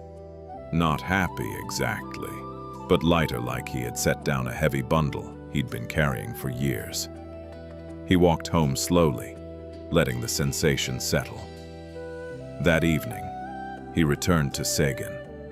Segen looked at him and asked only one question. "Did you leave when you said you would leave?" Arrow nodded. "Yes," he said, voice trembling slightly. "I left." Segen nodded once. "Then you practiced integrity," he said. Arrow sat down heavily. "I feel guilty," Arrow admitted. "Like I abandoned her." Segen poured tea calmly. "You didn't abandon her," Segen said. "You abandoned the lie that you have no limits." Arrow swallowed. Segen continued. "Kiara is not harmed because you didn't carry a table. She is harmed only if she believes other people exist to carry her burdens." Arrow sat in silence. Segen added gently, "Your guilt is the old training. It will fade." Arrow looked down at his hands. He realized something. The resentment he had felt before was also a kind of poison. Now he felt guilt, But the guilt was lighter than resentment because guilt could dissolve with practice. Resentment hardened. Guilt, when faced honestly, could soften. Sagan's voice was calm. "This," he said, "is how you keep kindness from becoming bitterness." Arrow breathed. He felt exhausted, but also proud in a quiet way. Not pride that inflates, but pride that steadies. He had said no, and the world had continued. He had remained kind, and he had remained whole. Sagan leaned forward slightly. "Tomorrow," he said, "you will learn the final part, how to give without losing yourself, and how to recognize when kindness becomes a trap." Arrow nodded, eyes heavy. The fire crackled softly, and for the first time in a long time, Arrow felt that his goodness might become something clean again. Not a cage, a choice. The next morning, Arrow returned to Sagan's hut, feeling as if he had run a long distance, not with his legs, but with his nervous system. Saying no to Kiara had not been physically difficult. It had been emotionally terrifying, and yet, he was still alive. The sky hadn't fallen, his town hadn't cast him out. He hadn't turned into a cruel person overnight. He had simply set a boundary and walked away. Sagan poured tea, as if nothing extraordinary had happened, because to him, nothing had. To Sagan, choosing integrity was not drama, it was practice. Arrow sat down, still holding the wooden token in his pocket. Sagan looked at him and said, "Now we refine." Arrow blinked. "Refine." What? Sagan raised his cup slightly. "Your kindness," he said, "so it becomes clean." Arrow frowned. "Clean?" Sagan nodded. "Many people give," Sagan said, "but their giving is mixed with fear, guilt, pride, or control. That is not clean giving. Clean giving is simple. It does not demand repayment. It does not demand gratitude, and it does not erase the giver." Arrow listened carefully. He realized he had often given with a hidden demand, not a conscious demand, but an unconscious one, a demand that people would like him, a demand that people would never leave him, a demand that giving would protect him from conflict. Sagan continued, "When giving is mixed with fear, you become resentful. When giving is mixed with pride, you become superior. When giving is mixed with control, you become manipulative." Arrow swallowed. "So how do I give cleanly?" he asked. Sagan held up 3 fingers. "First," he said, "give only when you are free." Arrow blinked. Sagan explained, "If you are giving because you feel trapped, you are not free. If you are giving because you fear being disliked, you are not free. If you are giving because you can't tolerate someone being upset, you are not free." Arrow nodded slowly. His body recognized the truth. Sagan continued, "When you are free, your yes feels light. It doesn't leave bitterness behind." Arrow thought of helping the young vendor gather oranges. It had felt light. "Second," Sagan said, "give within your capacity." Arrow's eyes lowered. Sagan's voice softened slightly. "Your energy is not infinite," he said. "Your time is not infinite. Your body is not infinite." Arrow felt something inside him relax. It was strange how healing it felt to hear that. Sagan continued, "If you give beyond your capacity, you will begin to hate the people you help, and that hatred will not be their fault alone." Arrow inhaled slowly, and third, Sagan said, "Give without bargaining." Arrow frowned. "Bargaining?" Sagan nodded. "Bargaining is when your kindness says," he explained, "I will give if you see me. I will give if you praise me. I will give if you never disappoint me." Arrow felt heat rise in his chest. He had never admitted it. But yes, part of his giving was a bargain for love. Sagan's gaze was calm. Clean giving, he said, is like water offered in a cup. It does not ask the thirsty person to become your servant. Arrow exhaled slowly. Sagan then did something unexpected. He stood, walked to a shelf and took down 2 bowls, one large, one small. He placed them on the mat between them. He filled the large bowl with water until it brimmed. Then he poured from the large bowl into the smaller bowl. The smaller bowl filled quickly and overflowed, spilling water onto the mat. Arrow watched. Sagan set the large bowl down. "What happened?" Sagan asked.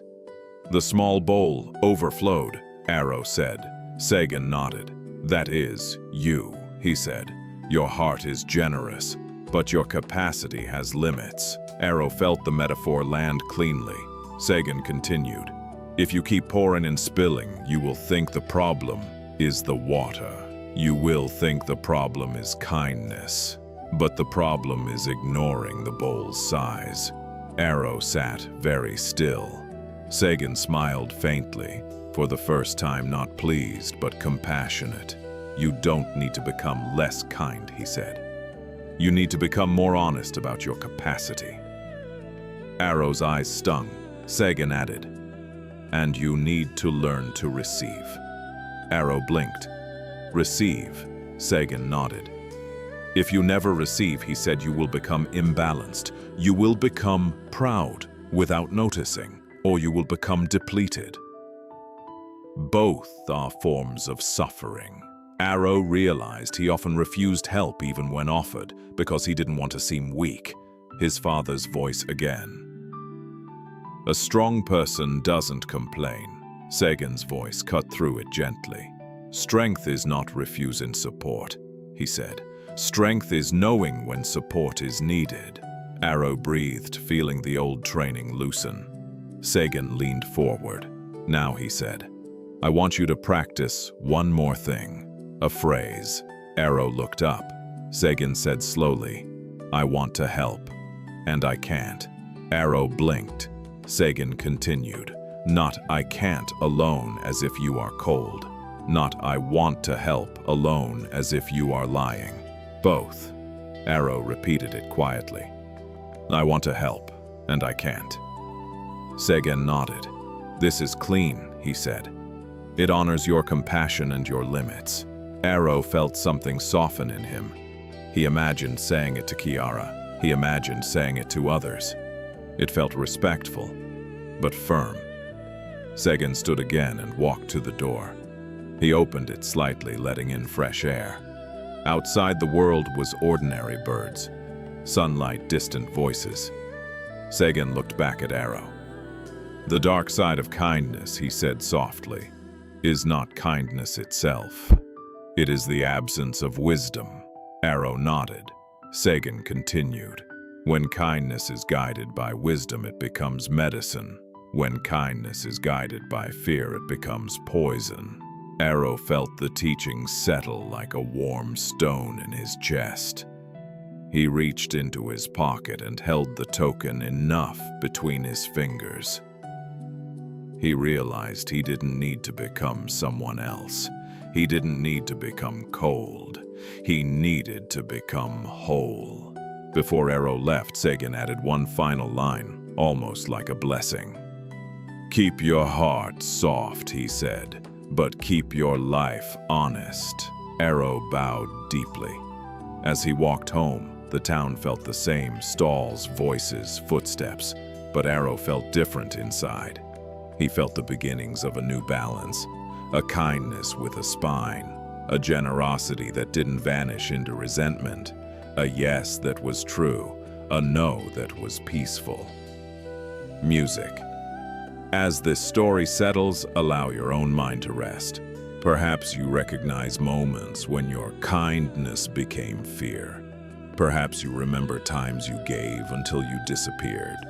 Tonight's teaching is gentle but powerful. Your boundaries are not the enemy of love. They are the shape that allows love to remain clean.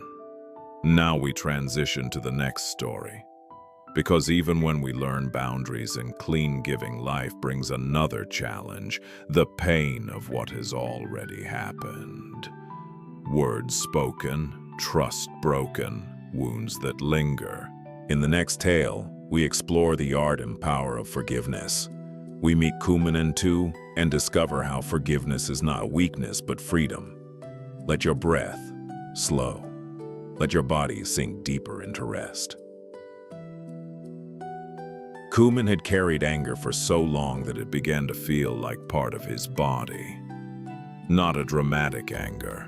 No shouting fits, no public rage, but a quiet, smoldering anger that lived behind his ribs like a coal that never cooled.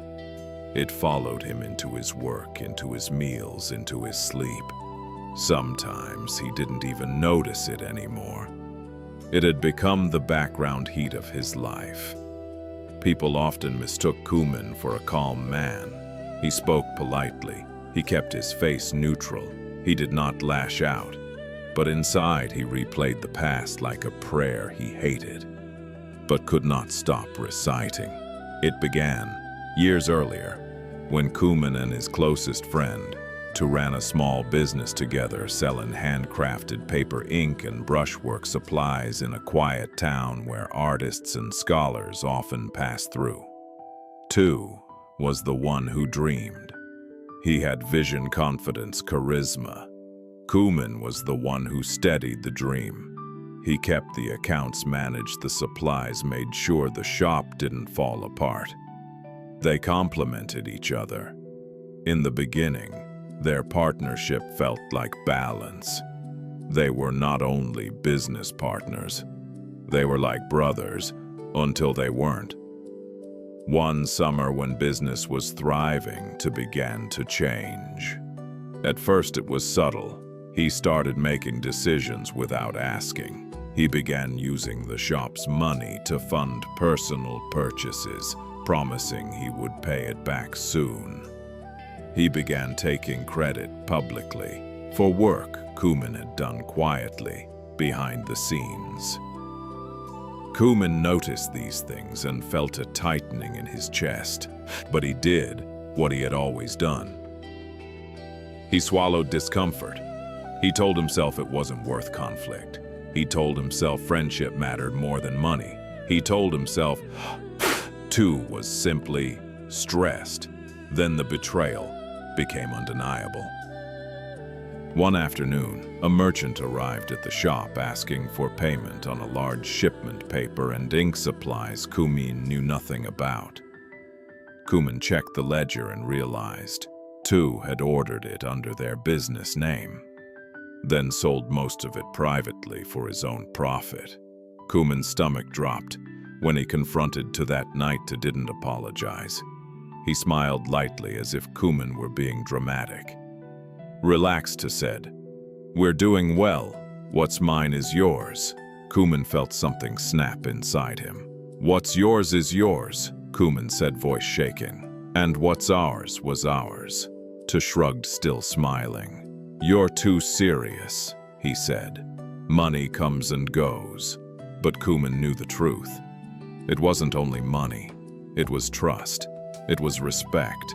It was the silent agreement between two people who had built something together. When Kuman insisted that, to repay the lost funds, Tu grew cold. "You wouldn't have anything without me," Tu said, and his voice carried a sharp edge that cut deeper than any financial loss. Kuman stared at him, stunned. He realized in that moment that Tu's warmth had always been conditional, warm as long as Kuman stayed useful, obedient, quiet. Kuman left the partnership soon after. He walked away from the shop, from the shared dream, from the friendship that now felt like an illusion. But he did not walk away from the anger. The anger came with him. It sat with him at night, whispering, "How could he? How could I be so foolish? How could I let it happen?" Years passed. Kuman built a new life, a smaller one.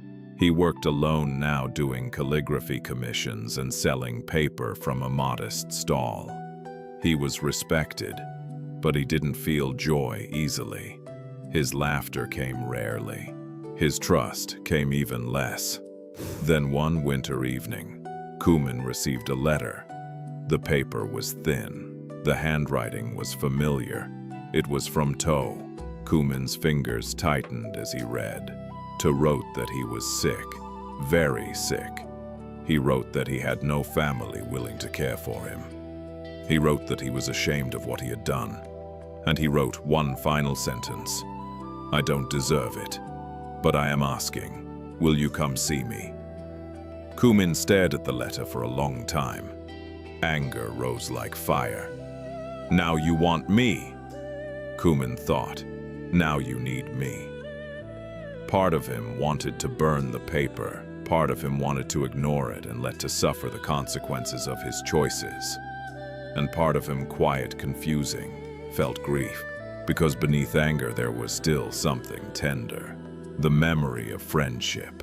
The memory of shared mornings opening the shop, laughing over spilled ink, dreaming about expanding their little business. Kumin didn't sleep that night. The letter sat on his table like a stone. In the morning, exhausted, Kumin walked to the edge of town, where an old monastery stood. He didn't go seeking forgiveness. He went seeking relief. At the monastery lived an elderly nun named May, known for her wisdom about the heart. May listened as Kumin told his story, To's betrayal, the years of anger, the letter. When Kumin finished, his voice was tight, his chest heavy like he had been carrying a boulder. May poured tea and said one simple thing. Your anger is understandable. Kumin blinked. He expected correction. He expected a lecture about compassion. Instead, she acknowledged his pain. May continued. But tell me, Kumin, who is your anger punishing? Kumin opened his mouth, then closed it. May's gaze was calm. Is your anger reaching? She asked. Or is it living inside you? Kumin's throat tightened. It's inside me, he admitted. May nodded. Then it is you who is burning, she said gently. Not him. Kumin felt tears rise unexpectedly. Not because he was sad in that moment, but because something inside him recognized the trap. May's voice remained soft, like a hand resting on his shoulder. The Buddha taught, she said, that holding on to anger is like drinking poison and expecting the other person to die. Kumin's chest tightened. The sentence hit him like a truth he could not escape. May continued. Forgiveness is not saying what happened was okay, she said. Forgiveness is choosing not to carry the fire anymore. Kumin stared at her hands. They were trembling slightly. But if I forgive him, Kumin whispered, doesn't that mean he gets away with it? May shook her head slowly. No, she said. It means you get away from it. Kumin felt the words land in his body, heavy and liberating. May looked at him with clear eyes. Forgiveness, she said, is not a gift you give to the one who harmed you. It is the chain you remove from your own ankle. Kumin breathed in, shaky. He had been walking for years with a chain, pretending it was strength. Now, for the first time, he considered, what if strength was letting it go? May placed her cup down gently. I will give you a practice, she said.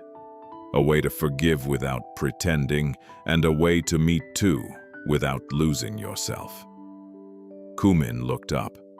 His anger was still there, but underneath it something else had appeared. A small opening, like the first crack in ice.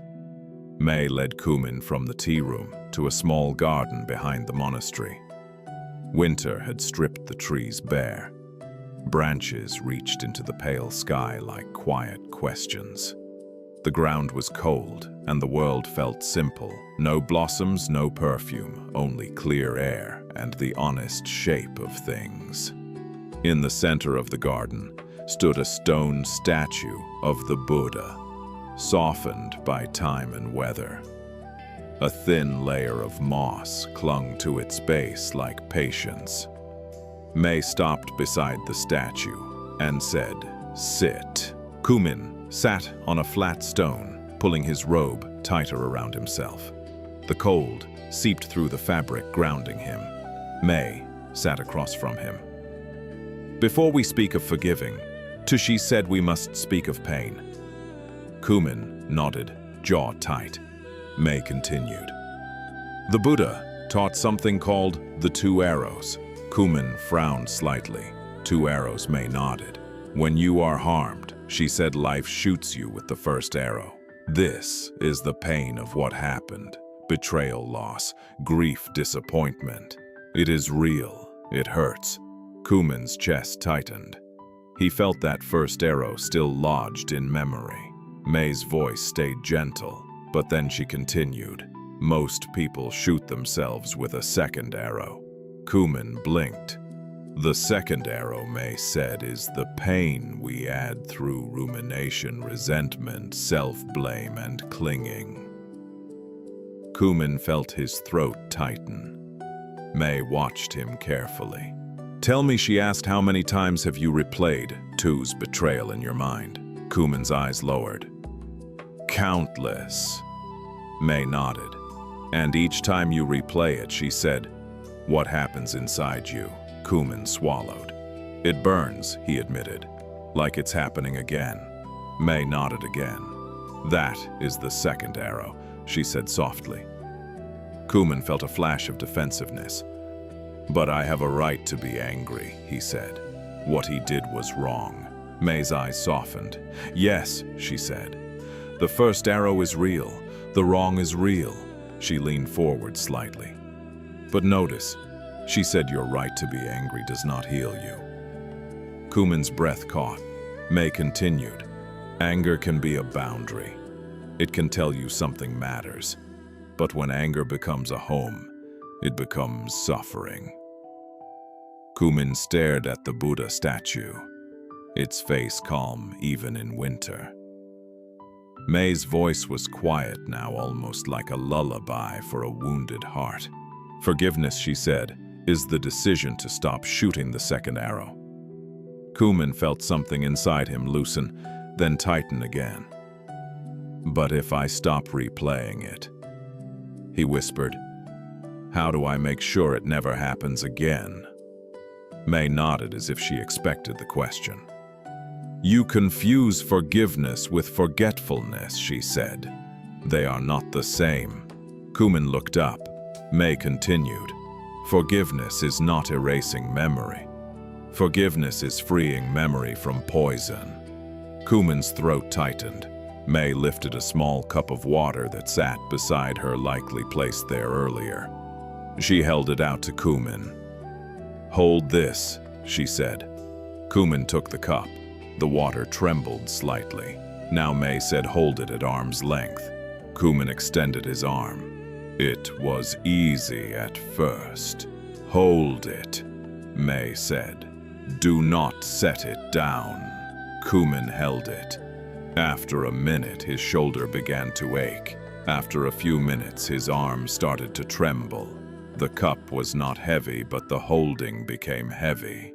May watched him. "How does it feel?" she asked. "It hurts," Kumin admitted through clenched teeth. May nodded. "This is how anger works," she said. "At first it feels like strength, but over time the holding becomes pain." Kumin's arm shook. Sweat formed at his temple, despite the winter air. May's voice remained gentle. "You can set it down," she said. Kumin lowered the cup quickly and placed it on the stone. His arm felt relief immediately, like blood returning. May looked at him. "Setting the cup down does not mean the cup never existed," she said. "It means you stop suffering from holding it." Kumin breathed in slowly, heart pounding. He understood, not fully, but enough. May continued. Now, we must speak about To's letter. Kumin's chest tightened again. May's gaze held compassion and clarity together, two hands. When someone harms us, she said, there are three questions that matter. Kumin listened. First, May said, what do you need to be safe? Kumin swallowed. Safety. He hadn't even thought about that. Second, she said, what do you need to be free? Kumin's breath caught. Free. He wanted that more than anything.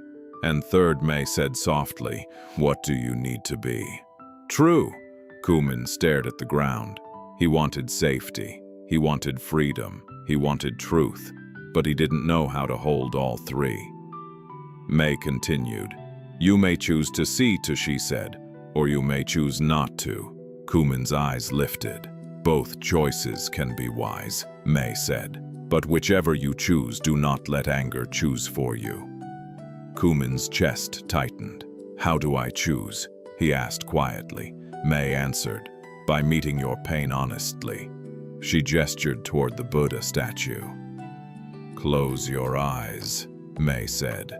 Kumin hesitated, then closed his eyes. May spoke softly. Bring two to mind, she said. Not the two of betrayal, but the two you once loved. Kumin felt his chest tighten painfully. He remembered to laughing over spilled ink, to excitedly talking about new brush styles, to carrying boxes into the shop with youthful energy, to calling Kumin brother. Kumin's throat tightened. Tears rose. May's voice remained steady. Now, she said, bring to mind a moment of betrayal. Kumin's body flinched, his stomach tightened, his jaw clenched. May continued. Notice what happens in your body. Kumin noticed heat, tightness, a burning in the chest. May said, now say silently, this is the first arrow. Kumin repeated it in his mind. This is the first arrow. The pain didn't vanish, but it changed shape slightly, as if being named gave it space. May continued. Now notice the stories your mind adds. Kumin saw them. He ruined my life. I was foolish. I should have seen it. He will never change. He deserves suffering, May said. Now say, this is the second arrow. Kumin repeated it silently. A strange thing happened. The stories loosened slightly, like knots beginning to untie. May's voice softened. You cannot undo the first arrow, she said, but you can stop feeding the second.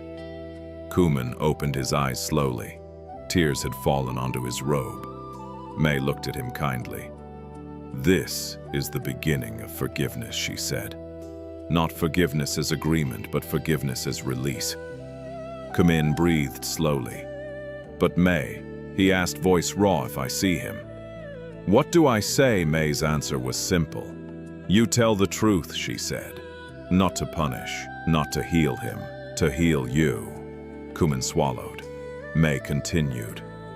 You can say what you did harmed me. You can say I have carried anger for years. You can say I do not know if I can forgive, but I am tired of burning. Kumin's breath shook. And if he apologizes? Kumin asked. May nodded. Then you listen, she said. But you do not let apology rewrite reality. Kumin looked down. And if he doesn't, he asked. May's gaze stayed steady. Then you still set the cup down, she said.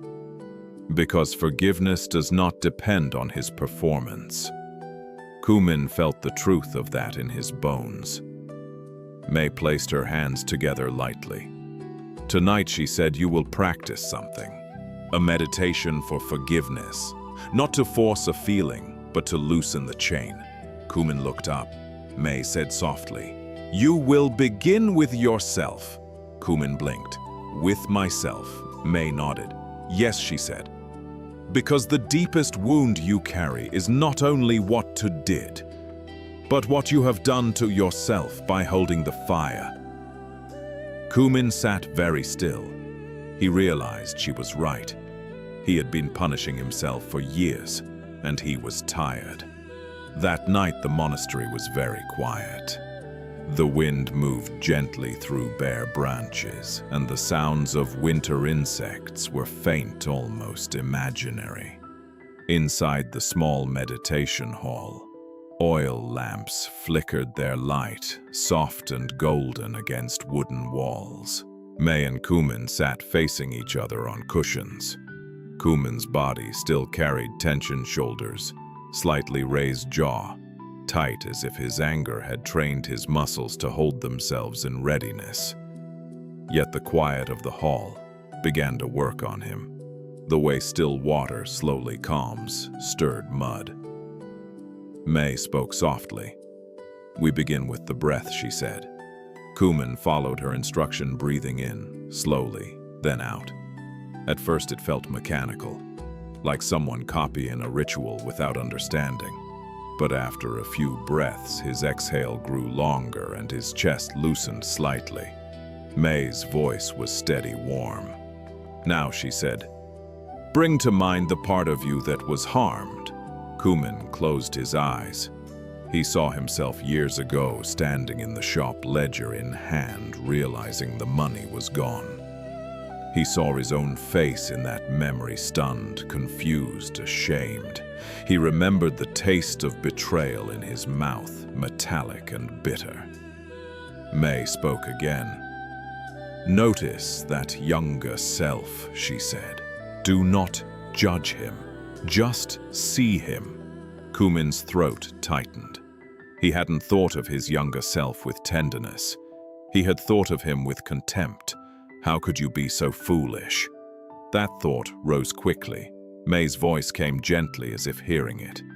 Now she said, "Notice the voice that blames." Kumin felt his chest burn. Yes, the voice was there. The voice that had kept his anger alive by aiming it inward whenever it couldn't reach. "To," May continued. "That voice believes it is protecting you." Kumin frowned slightly, eyes still closed. "Protecting him." May explained. The blaming voice says, "If I punish you enough, you will never be naive again."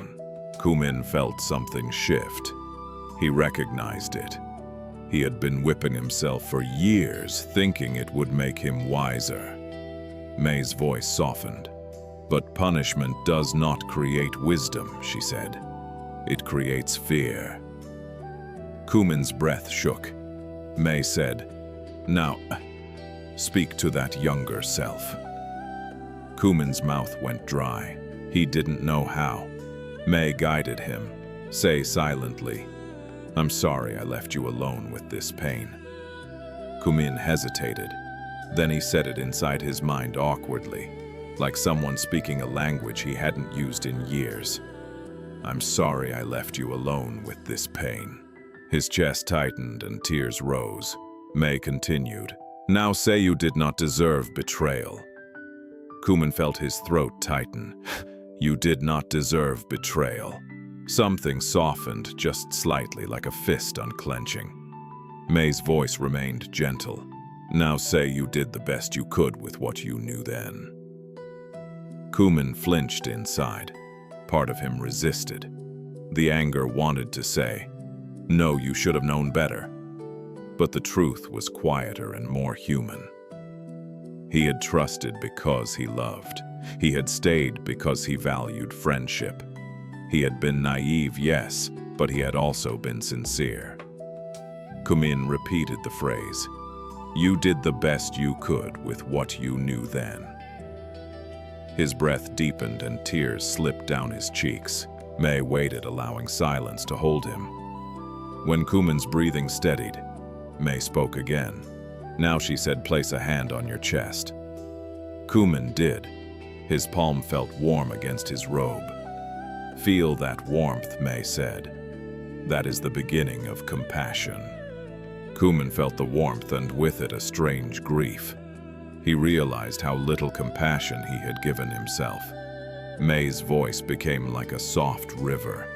Self-forgiveness, she said, does not mean what happened was okay. It means you stop adding cruelty to your own wound. Kumin breathed in slowly. May continued. Now we expand. Kumin listened. Bring to mind, May said. Kumin's stomach tightened. He saw To's face, older now in his imagination, but still carrying that familiar smile that had once been brotherly, then became cold. May said softly, "Notice what arises." Anger rose, heat in the chest, tightness in the jaw. May said, "Say this is anger." Kumin repeated silently, "This is anger." May continued, "Say anger is a visitor, not a home." Kumin repeated it and felt the phrase settle into the tension. May's voice softened further. Now she said, "Remember, forgiving is not approving. Forgiving is releasing the second arrow." Kumin's breath shook again. May guided him through 3 phrases spoken silently like slow drops of water. First, may I be free from this fire. Second, may I be free from the chain of replaying. Third, may I find peace whether or not to changes. Kumin repeated each phrase. Each one felt like a hand loosening a knot. Then May said something that surprised him. Now she said, "Offer a wish for 2. Kumin's eyes tightened. His body resisted immediately. May's voice remained calm. Not a wish that excuses him, she clarified. A wish that frees you from hatred. Kumin swallowed. He didn't want to wish to well, and yet he was tired of burning. May offered a simple phrase, "May to see clearly the harm he has caused." Kumin repeated it. It didn't feel like blessing, it felt like truth. May offered another, "May to meet the consequences of his actions with wisdom." Kumin repeated it. Again it felt like truth, not softness. May offered a third May, to be free from the ignorance that makes him harm others. Kumin hesitated, then he repeated it. Something subtle happened. The anger didn't vanish, but it loosened from the tight shape of revenge. It became less personal, less possessive, as if Kumin was beginning to see, to not as a monster, but as a human being lost in ignorance. May said quietly, "This is enough." Kumin opened his eyes slowly. The lamps flickered. The hall was still. He felt exhausted, but lighter, like a cup set down after years of holding. May looked at him with calm warmth. "How do you feel?" she asked. Kumin searched his body for truth. "I still feel anger," he admitted, "but it's not as sharp." May nodded. "Good," she said. "We do not force the heart. We invite it." Kumin breathed. May continued. "Tomorrow you will decide whether to see toe." Kumin's chest tightened again. May raised a hand gently. "Remember," she said, "forgiveness is not an event. It is a practice." Kumin nodded, feeling the weight and the possibility. That night, he slept more deeply than he had in years, not because the story had ended, but because he had finally turned toward himself with kindness. He had stopped shooting the second arrow, if only for a few moments. And those moments were enough to let his mind rest. Morning light entered the monastery slowly, pale and quiet, as if winter itself was reluctant to move. Kumin woke with a strange sensation in his chest, still heavy but not as burning. The anger was there, yet softened around the edges like a fire that had been covered with ash. He washed his face at the stone basin, watching cold water run over his fingers. He remembered the cup exercise, the relief of setting it down. After breakfast, he went to find Mai. She was in the garden, sweeping fallen leaves from the gravel path, moving in slow, deliberate strokes. Each sweep made a soft sound as if the monastery itself were breathing. May looked up when she saw him. "You have decided?" she asked. Kumin hesitated. "I don't know," he said honestly. "Part of me wants to go, part of me wants to refuse." May nodded. Both parts are understandable. Kumin's throat tightened. May set the broom down and sat on a stone bench. "Come," she said. "Sit." Kumin sat beside her. May asked quietly. "What is the true fear?" Kumin swallowed. He had been avoiding this. "I fear," he said slowly, "that if I see him, my anger will return full force." May nodded, and she asked. Kumin's voice lowered. "I fear that if I see him weak, I'll soften, and then I'll hate myself for softening." May's eyes softened deeply. "You think softening is weakness?" she said. Kumin looked down. May continued. "Softening is not surrender. Softening is the heart remembering it is alive." Kumin's breath shook. May leaned forward slightly. "Listen," she said. "You do not go to give him peace. You go to give yourself truth." Kumin looked up. May continued. "If you do not go, choose that with clarity, not with revenge. If you go, go with boundaries, not with collapse." Kumin nodded slowly. May then said, "I will give you a simple structure, 3 steps." Kumin listened. First, May said, "You name the harm." Kumin felt his chest tighten. Second, she continued, "You name what you need." Kumin's breath caught. And third, May said softly, "You release what is no longer yours to carry." Kumin swallowed hard. May's gaze was steady. "Do not argue," she said. "Do not debate the past. Do not try to win. Simply be true." Kumin nodded. May stood and placed her hand lightly on his shoulder. "If you choose to go," she said, "go today. Do not let the mind build more stories." Kumin closed his eyes briefly. Then he exhaled.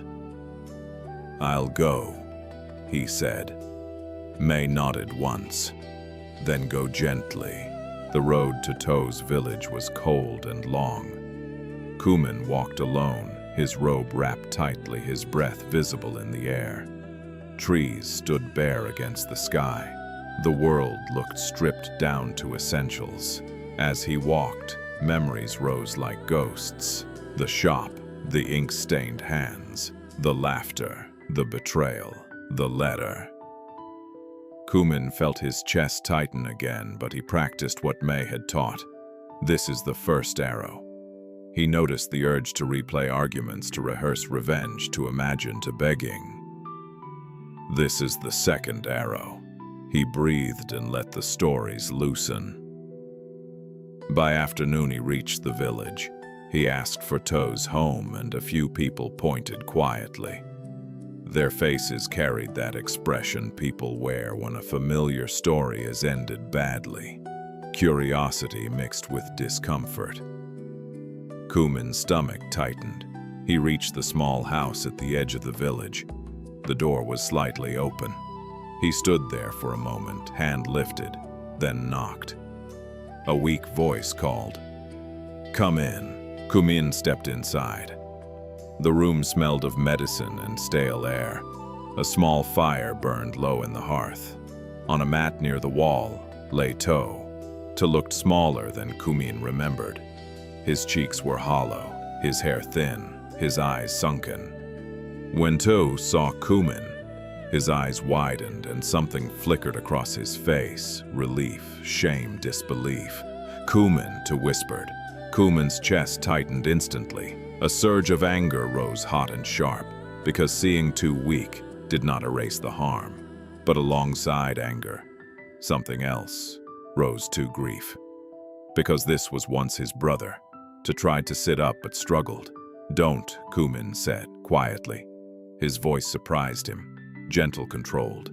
To sank back down. For a moment, silence filled the room.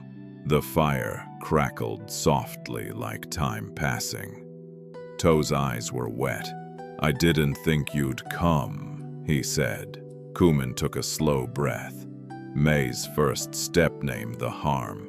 Kumin spoke. "What you did," he said, voice steady, "harmed me." To flinched, as if struck. Kumin continued. "You betrayed my trust. You used the business money. You took credit for my work. You treated me like I was nothing." His chest tightened, but he did not shout. He did not dramatize. He simply told the truth. Tu's lips trembled.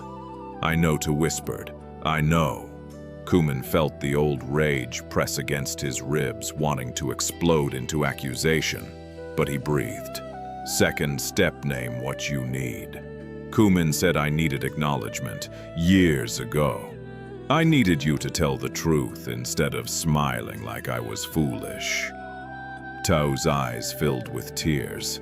"I was arrogant," to said, voice breaking. "I was selfish, and I was ashamed, so I pretended it didn't matter." Kumin listened. Not because he owed Tu forgiveness, but because he owed himself truth. Tu continued, "I told myself money didn't matter. But I knew it wasn't about money. I knew I was destroying something sacred." Kumin's throat tightened. Tu looked at him with raw honesty now. "I'm sorry," Tu said. "I'm sorry, Kumin." Kumin felt anger and relief collide. Part of him wanted to reject the apology. Too late, too easy. Part of him felt a strange release, like a knot loosening. May's third step: release what is no longer yours to carry. Kumin inhaled slowly. He looked to this fragile, broken man and realized something sharp and clear. Carrying anger had not protected him. It had only kept him tied to Tu. Kumin spoke carefully, with truth and boundary together. "I don't know if I forgive you," he said honestly.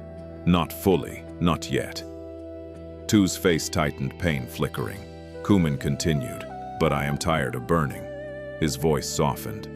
"I have carried this anger for years," Kumin said, "and it has harmed me." Tu's tears fell. "I don't expect forgiveness," Tu whispered. I wanted you to know I regret it. Every day." Kumin nodded slowly. He didn't feel a sudden wave of love. He didn't feel closure like a story ending. But he felt something real, truth spoken. A chain loosened. Kumin said, "What happened, happened. I cannot change it, and I will not pretend it was okay." Tu nodded, trembling. Kumin continued, "But I will not carry the second arrow anymore." Tu stared at him. Kumin felt the words in his own body as he said them. "I release the replaying," he said. "I release the self-blame. I release the fantasy that anger will heal me." Tu covered his face with his hand and sobbed quietly. Kumin felt tears rise too, but his tears were different, less fiery, more human. He stood up slowly. Tu looked up, desperate. "Will you stay?" Tu asked. "Just for tea." Kumin paused. This was where boundaries mattered. He could offer humanity without collapsing into old roles. He could be kind without rewriting history. Kumin said gently, "I will sit for a short while." Tu nodded quickly, grateful. Kumin sat near the hearth as Tu struggled to pour tea with shaking hands. Kumin helped steady the cup, once cleanly, without resentment. They sat in silence, sipping. The silence wasn't friendly like old days, but it wasn't hostile either. It was simply real. After a while, Kumin stood again. "I have to go," he said. Tu's eyes were wet but calmer. "Thank you," Tu whispered, "for coming." Kumin nodded. He walked to the door, then paused and looked back once. "Tu," he said quietly, "I hope you find peace." Tu nodded, tears falling again. "And Kumin," Tu said, voice breaking, "I hope you do too." Kumin stepped outside. The winter air hit his face, cold and clean. He walked away from the house toward the road, back to his town. His anger was not gone, but it was no longer gripping him like a fist. It was loosening, becoming something he could hold lightly, then set down. As he walked, he felt something unfamiliar. Space. Space in the chest where fire used to be. And inside that space, a quiet possibility that forgiveness was not a moment. It was a path back to himself. Kumin returned to the monastery before nightfall. The sky had already begun to dim, turning from pale winter blue to a soft, quiet gray. The trees stood like silhouettes, and the wind carried a clean scent, cold earth, distant smoke, and the faint promise of snowfall. When Kumin stepped into the monastery courtyard, he noticed something immediately. His body felt different, not weightless, not suddenly healed, but less clenched, as if some part of him had finally stopped bracing for a fight that was already over. May was waiting near the garden path. She didn't rush toward him. She didn't ask for a report. She simply bowed, once calm, respectful, welcoming him back to silence. Kumin bowed in return. They walked together toward the tea room without speaking. The quiet between them was not awkward. It was spacious. Inside, May poured tea and placed a cup in front of Kumin with gentle hands, as if setting down something precious. Kumin wrapped his fingers around the warm ceramic and felt a heat move slowly into his palms. May sat across from him. After a long moment, she asked, "How is your heart?" Kumin searched for honesty. "It's tired," he said. May nodded, and she asked softly. Kumin exhaled. "It's quieter," he admitted. "Not peaceful, but quieter." May nodded again, as if this was exactly the right result. Nothing dramatic, nothing forced. "That is the sound of the second arrow loosening," she said. They drank tea in silence. The lamps flickered gently, and in that stillness Kumin understood something simple. Peace is not something we get from controlling life. Peace is something we practice by meeting life clearly. Tonight you have walked through the landscape of human connection. You have seen that not everyone who arrives is meant to stay. You have learned that helping can harm when it becomes control. You have learned that kindness needs wisdom and boundaries protect the hearth. You have learned that discernment is not hatred, and you have learned that forgiveness is not weakness, it is freedom. So now let everything soften. Let your jaw unclench. Let your shoulders sink down and away from your ears. Let your hands become heavy, resting exactly where they are. If you can take one slow breath in and let it out, like a long sigh, as if your whole body is being given permission to stop holding on. You do not have to solve your life tonight. You do not have to fix anyone. You do not have to replay old wounds. You can simply rest. And if your mind returns to its usual patterns, planning, worrying, remembering gently, bring it back to something simple. The feeling of the bed supporting you.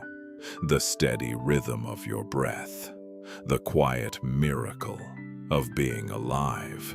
And if you ever need a place to return where the night stays gentle and the teachings arrive slowly, like lantern light, you can always find your way back.